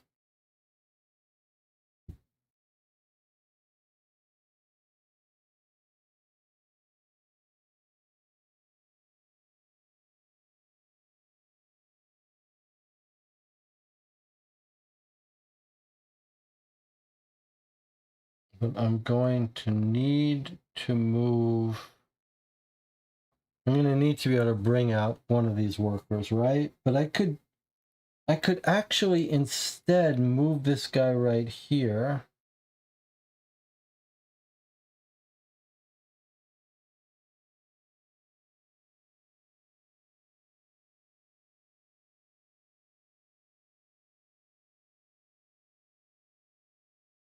For 3 instead of for 1. 1, 2, 3. Move him.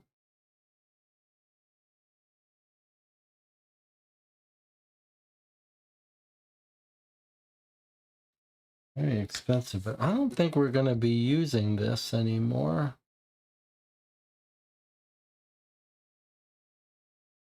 Okay, here's what we're going to try to do. We're going to try to do this a little bit more clever. We have 4 extra turns. I'm going to bank on the idea that we don't need an extra hour. So I'm going to use this card.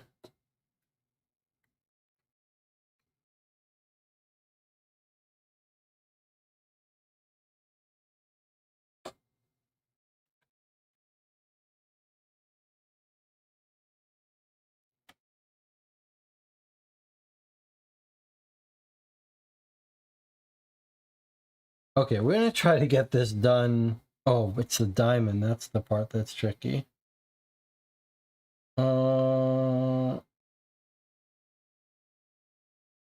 Okay.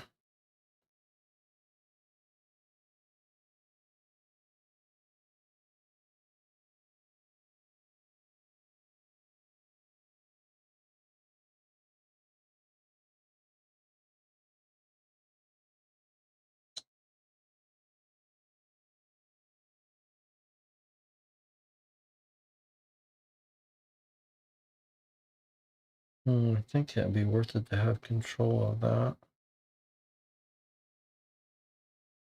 Just trying to plan this out carefully.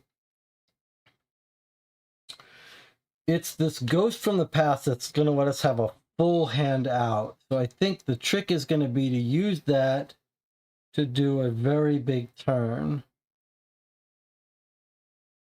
But probably we should let the diamond go off, then pay for extra turns, then reorganize the turns.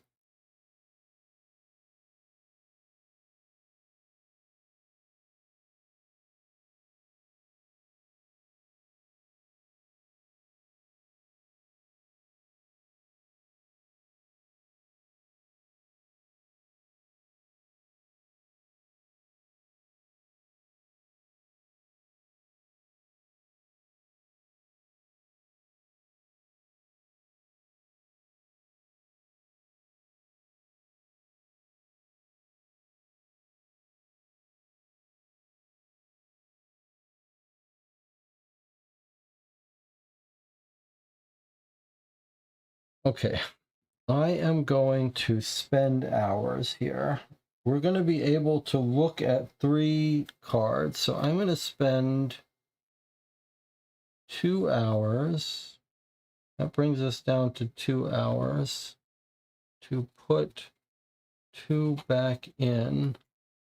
I think it should be the bottom 2, but I happen to know that the bottom 2 are good for us. I'm going to read the rule here. It's sort of important now, or we're sort of trying to scratch every little advantage we can get. So what I'm looking for is the rule about extending turns.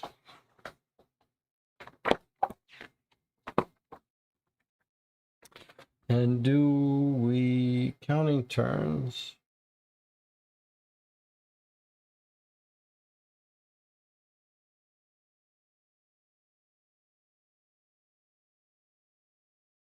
We need the special rule about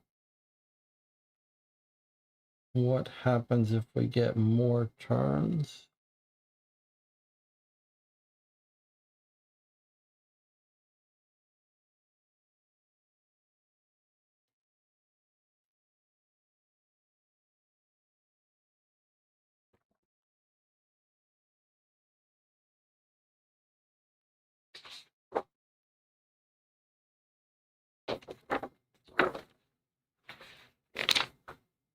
I'm trying, sorry if I haven't clarified it. The rule is we're going to add turns back.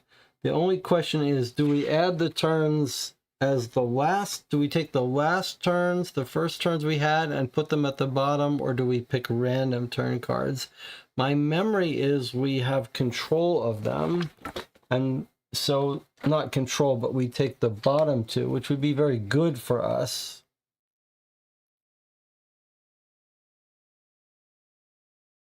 But I don't know. We're going to split the difference. I'm going to take one from the bottom, and then I'm going to shuffle the rest. So instead of giving us 2 hearts, I'm going to give us 1 heart and 1 club. Okay, so that's our discarded. So I added 2 turns to the turn deck, which I'm going to put face down like that. I figure we're going to need a little more time, and I'm trying to use up my cards here. Okay, now my plan is to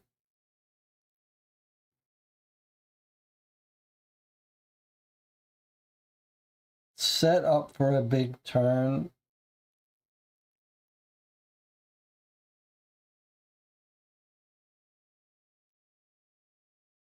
So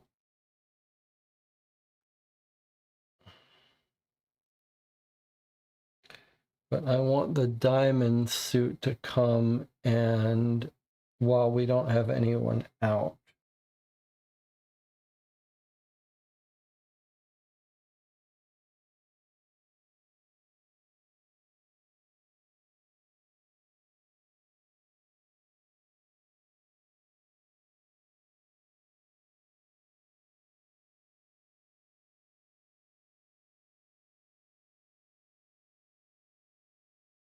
I don't think we're going to need that extra turn.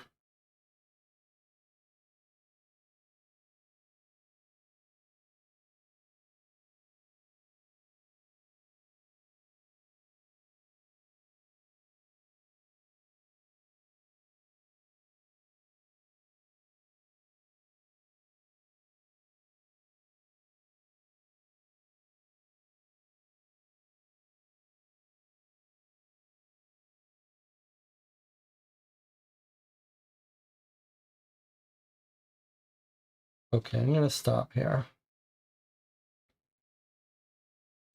So diamond goes off. Discard a resource from workers. No resources to discard, but the union leader now goes.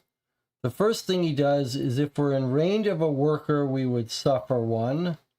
So we're going to suffer a distress. Next.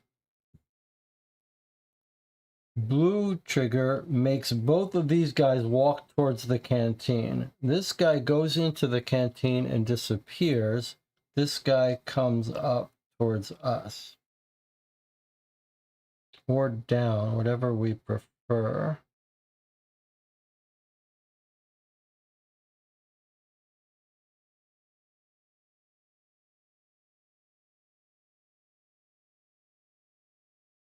This guy's going to move this way.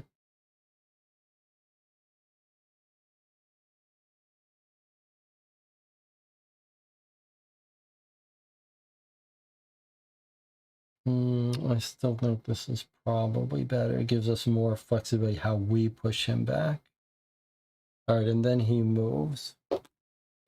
So he moves his normal movement, which is 2. He moves right up to here. And we can't do anything about him.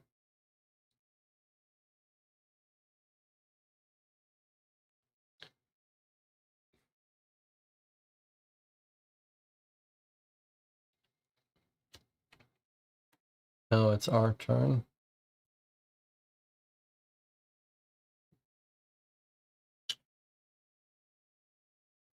Clover suit. That's pretty bad because it would kill a worker, but maybe it's not the worst thing in the world for us. What would be bad if we get our fall? 1, 2, 3, 4.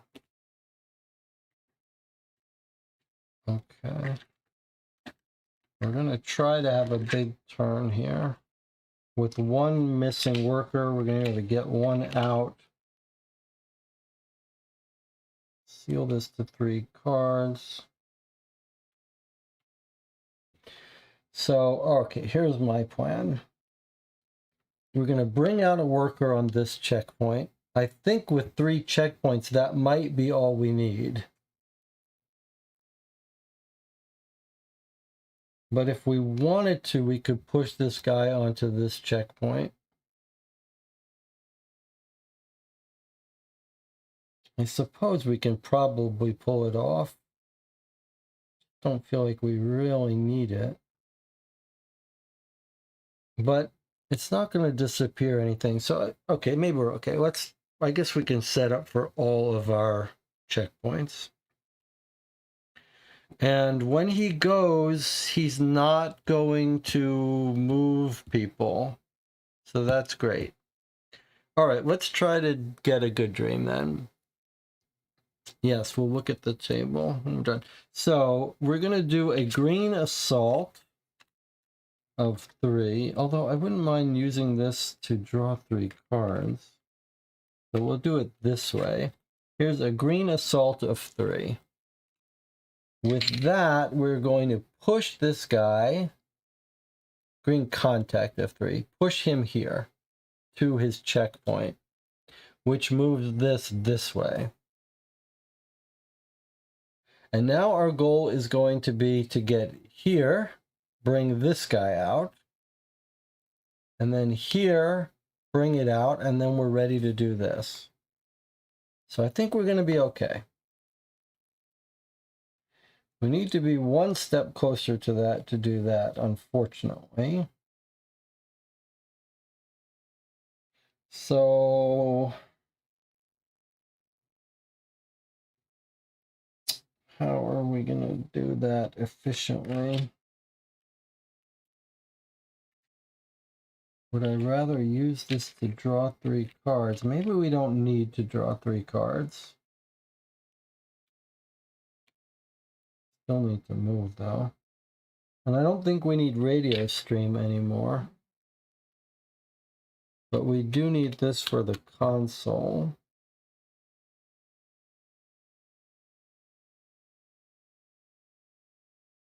All right, I'm going to use a gem to move 1 space. Then I'm going to use this 1 green.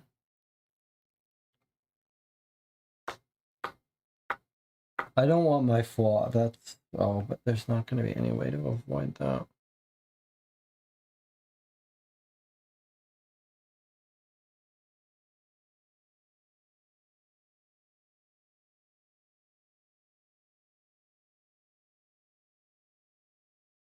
The only question is if we need, do we need this? Do we need this? We're going to get our flaw soon. Do we need this? 1 to get 3 net of 2. Let's not do it. Okay, I'm going to use this to bring out the worker here. And now we're going to try to make a run for it. 1, 2, 3. That's unfortunate, but that's the way we're going to have to do it. So I'm going to spend 2 yellow to move 3 with our new ability. 1, 2, 3. And now, unfortunately, I'm going to waste lots of movement, which I guess will be this card to go here. Now we can do the console for 2 green. I don't think we're going to peek anymore. So that brings out this here. Now we're going to spend... Oh, now we don't have to walk to this guy. We can do an assault. But I think we'd be better off walking to this guy. 1, 2, 3, 4, and doing the assault on this guy. Back. Because we can't do 3 assaults. So that's what we're going to do. We're going to spend this card here to go 1, 2, 3. And then our plan is going to be to contact this guy, assault this guy, assault this guy. And then I guess maybe contact this guy or vice versa.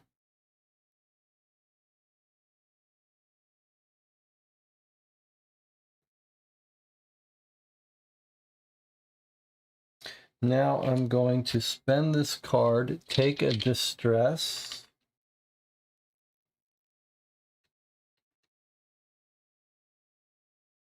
Do we care about having a big turn yet?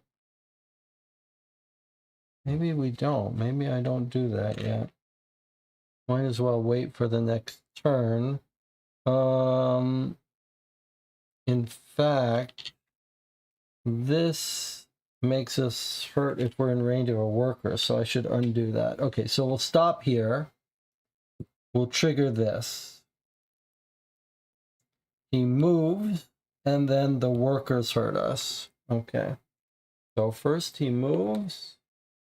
He goes 2 spaces towards us.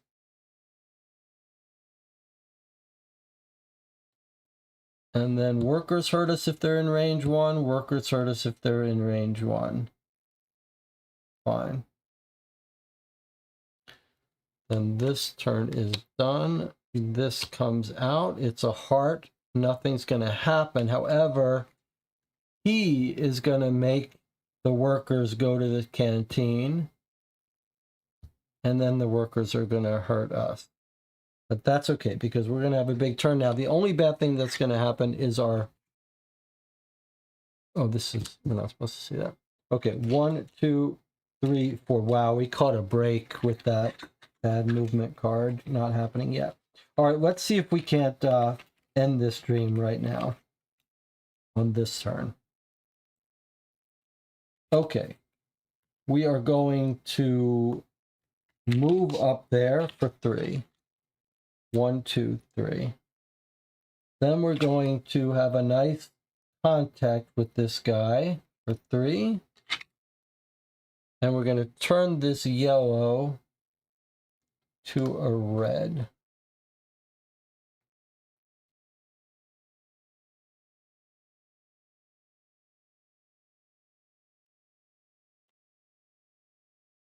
And then it moves down to this guy. We don't care about this guy anymore.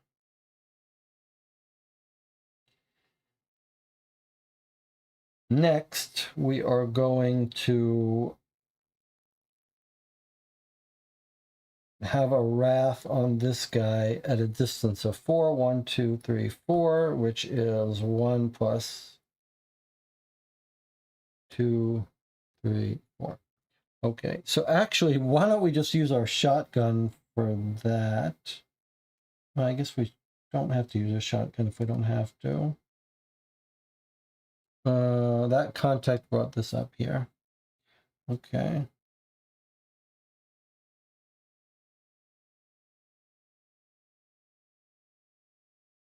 So I just need 3, huh? But I've got 2.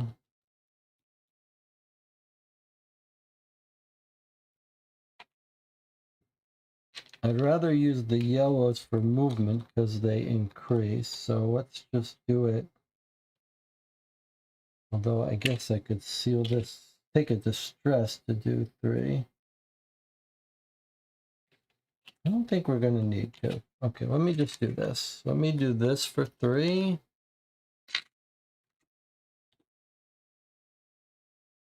If I draw these cards, though, if I draw these cards, we could end up with our bad movement.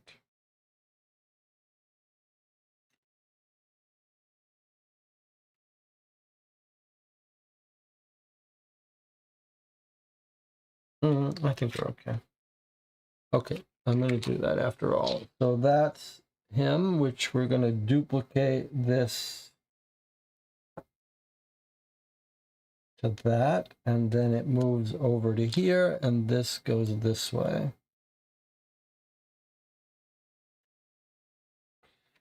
And now we're going to do the same thing.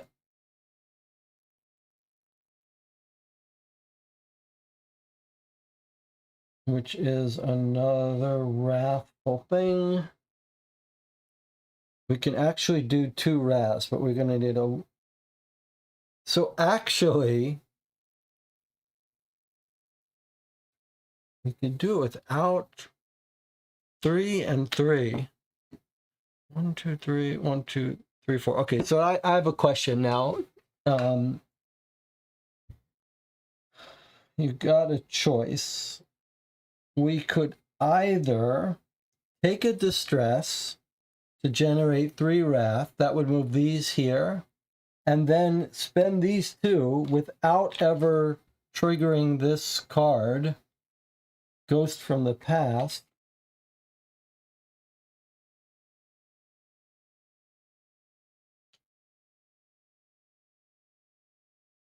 To push that last one along and then have an empty hand. Alternatively, in fact, I could just keep that card in hand and use a gem.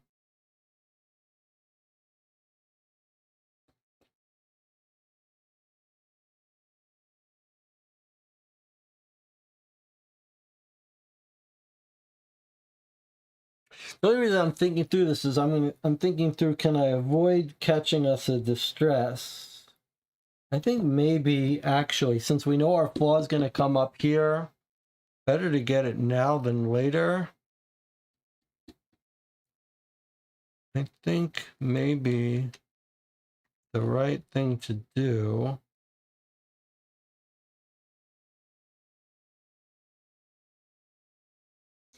I think the right thing to do is spend 3. I think the right thing to do is to avoid taking another distress. So I'm going to spend 3 wrath to trigger this guy, to add a red and shift it down to this guy, which brings this over to here. And then I think rather than taking a distress here, I'm going to seal this card to draw up a full hand, which should get us our flaw. 1, 2, 3, 4, 5, 6, 7, 8. Our flaw, which hinders our movement, which we have to do right now or resolve it immediately. Okay. So our movement is bad now, but that's okay because I don't think we're going to need movement now. I'm going to use So Shiny and throw out a yellow and a red. Actually, I want... Oh, that's okay. Yellow and a red to gain 3 gems. Remember that our hand now, when we end the game, helps us for the next round. So, steal this card to add 3 hours. We don't really need that. But I do want to spend 2 yellow and 2, that's 4 yellow, to discard the flaw.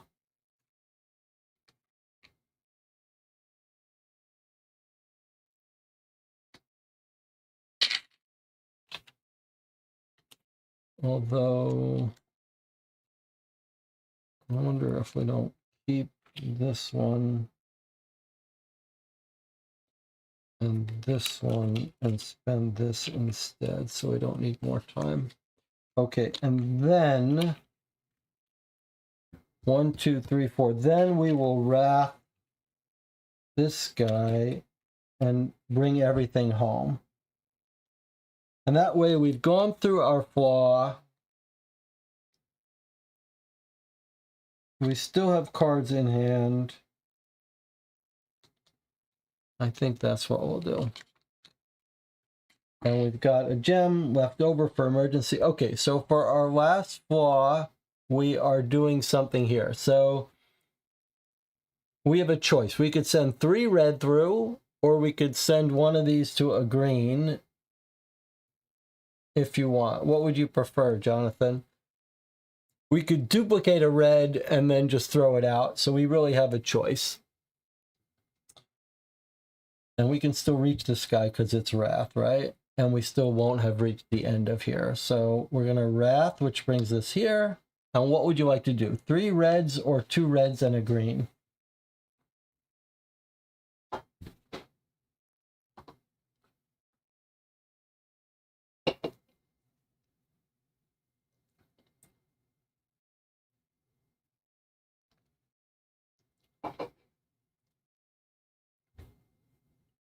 I guess we could do 2 greens and a red if you prefer that.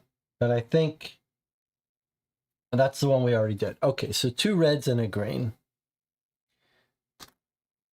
Okay, and then they send through. We don't know it. For all we know, it's going to make us exit out of here.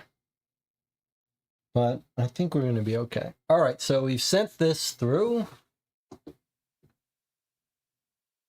Despite the Union leader, 24. And we've sent through 2 reds and a green, which is 14 plus 3, which is 17. Oh, 17 to 19. Okay, but surely it's a good enough dream. Let's look at this dream. We hear the creak of a mast. The echo of a voice distorted by radio static mixes with music echoing over the waves of the inky black ocean. Feels like we did this one before. We got this exact one before. Okay, but we got the story. That's our 3 stories. We unseal a card, which is our ghost from the past. That's amazing. Good work, Jesse, spending that. And then the Union leader is already out. Now, so we got this similar dream. It's odd that they reused a dream. That seems nonsensical. However, where is our rule about having 3 dreams? It's right here. We have now built 3 dreams. We are going to look at that table when we're done, Jonathan. Okay, when there are 3 story tokens on the dream gate tile, 573. So if all goes well, this will say dream is over. It won't say bad things happen, now you got to escape. That's it, we made it. 3 beautiful, brand new and shiny dreams. They were worth the hard work. From now on, it's no longer our concern. Transport, marketing, and all that, we're done for today, as we need to regain our strength before tomorrow. It's going to be another busy day, so we need an early night. On the way home, we'll stop by the Pipe District. Factory rejects unsuitable for the main market may be found there. Who knows, we might be lucky. Gain the tile shopping in the Pipe District. So we do have a new dream. First new dream we've had for a while. 239R. Shopping in the Pipe District. It's not even a return to, it's a brand new dream. Gain 1 ether. Cure 2 or unseal 2? Well, it's a little bit tricky because we've got good cards at the top stack here. We've got our Water's Help, but it's a little hard to make Water's Help work. So, and that's not a great card. Maybe it would be better for us to cure 2. What do you think? We've got 3 distress. So if we cured 2, do the 3 red to see if something's different. Okay, I'll do the 3 red. Should we finish doing this first? No, you want to pretend like we did 3 reds?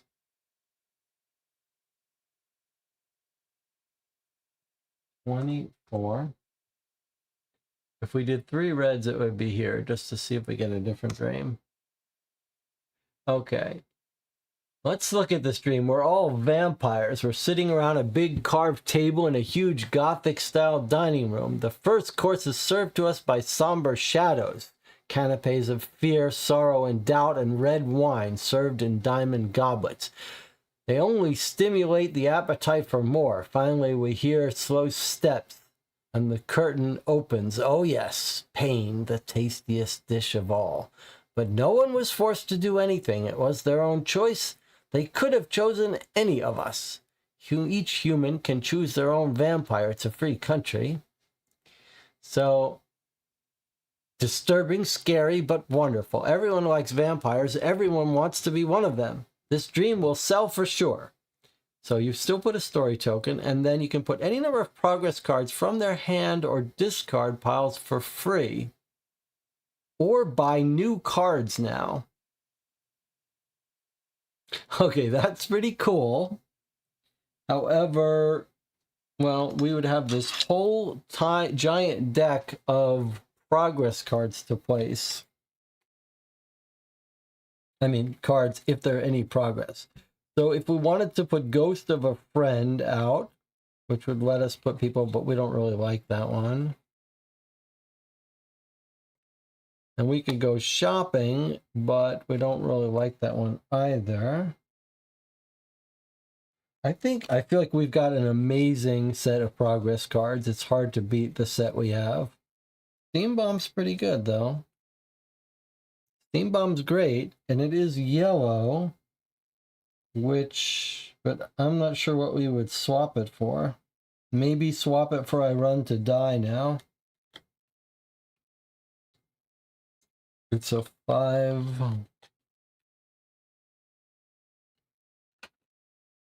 So, part of the reason why we have such a good set is that Very Long Arms wants us to have red things.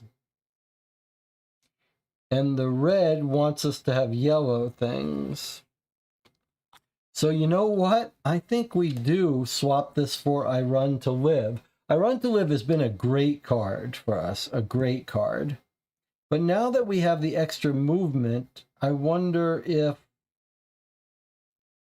this would be better. It makes our shotgun stronger. I don't know. This is a pretty fun card.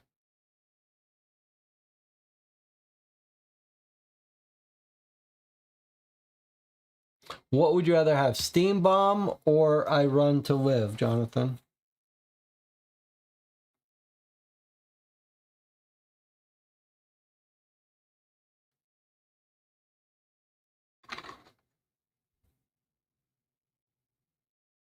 Or we could get rid of, well, I don't want to get rid of I could get rid of Analysis instead. We would have 1 less hand size, but we rarely have 9 cards, but sometimes we do.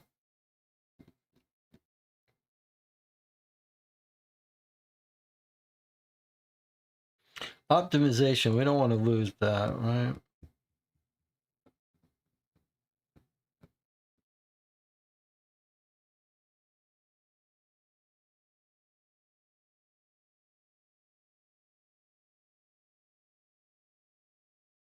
Well, what if we get Delta Phase? I mean, we have a lot of cards sealed, and we have quite a few distress, but we could get rid of Optimization. And then cure our distress on our own? Okay, let's do it. Jonathan says we don't need optimization. I'm surprised to hear it, but all right.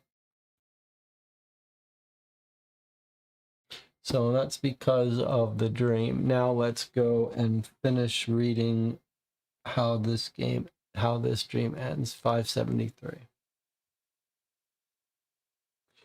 Okay, cures 2. So then we're locked into curing rather than unsealing. So I'm going to cure 2 of our 3 distress. So we only have 1 distress, so we don't need optimization. I think that makes some sense. All right, and then we get our shopping cards back, but we're not going shopping for a long time. Boy, that was a hard ether to win. And that's it. Oh, no, that's not it. We've got a return to the Dream Factory. Oh boy, we're going to be coming back to the Dream Factory. How do you feel about that?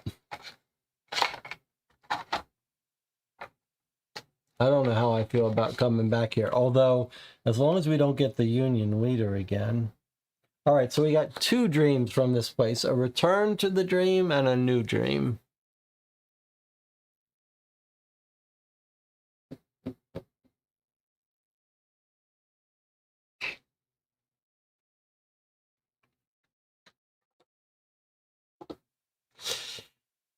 Return the dream gate.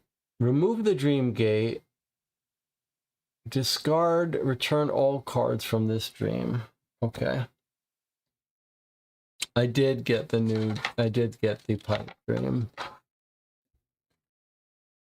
Shopping in the Pipe District. Allegedly, they don't have anything, but it seems they always have something for sale. We might have a special card for the Pipe District as well. Well, that was a pretty intense dream. You want to take a look at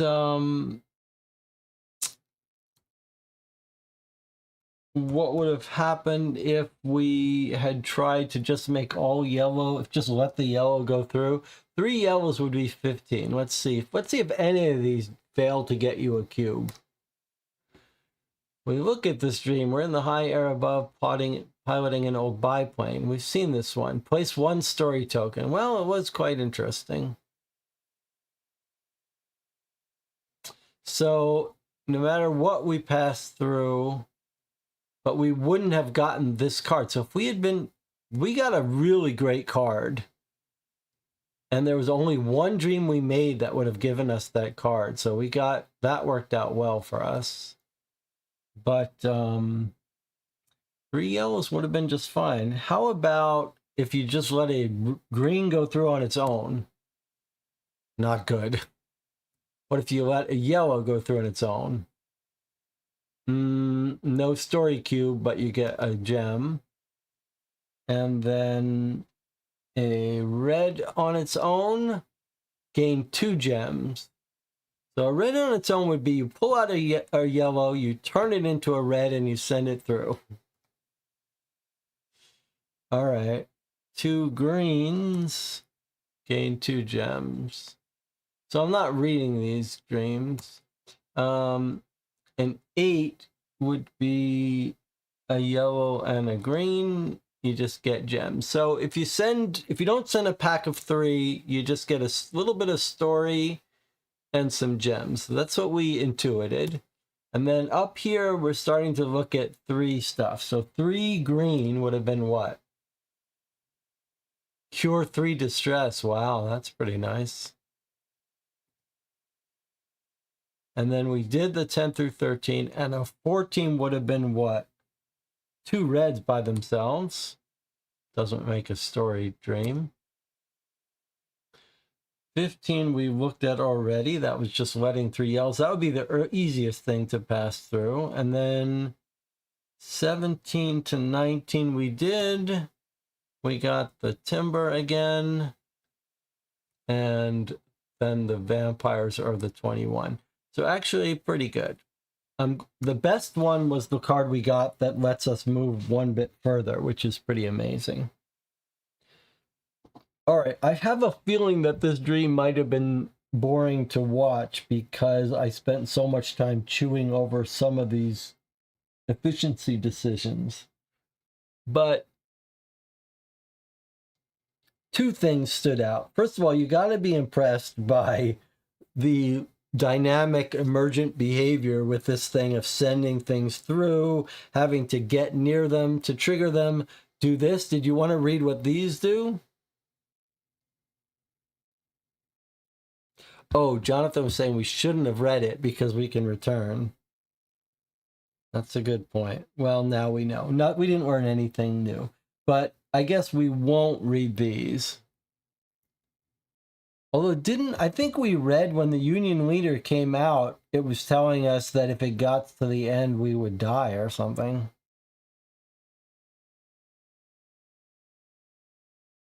All right, still a pretty cool dream, all things considered. I had fun. I really love that we got a brand new base ability that's stronger. That's very cool.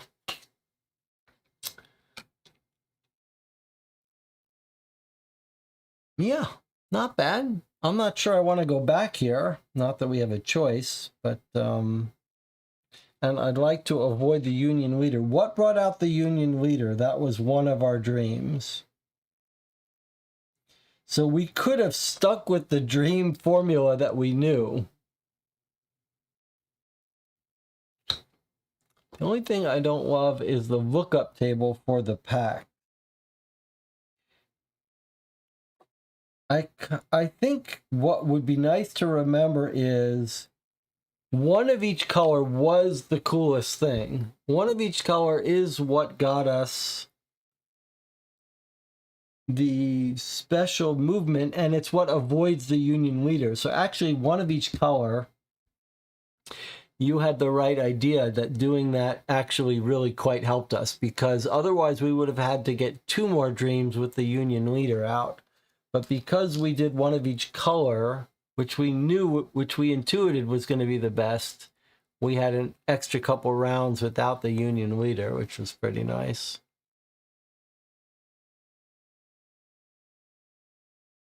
All right, good work. Anything else we need to talk about? Jonathan says probably top 5. Yeah, I would say top 5 too. If that Union leader had come out in the beginning, I don't know how I would have felt. It was kind of cool though that the 3 reds was the vampire dream.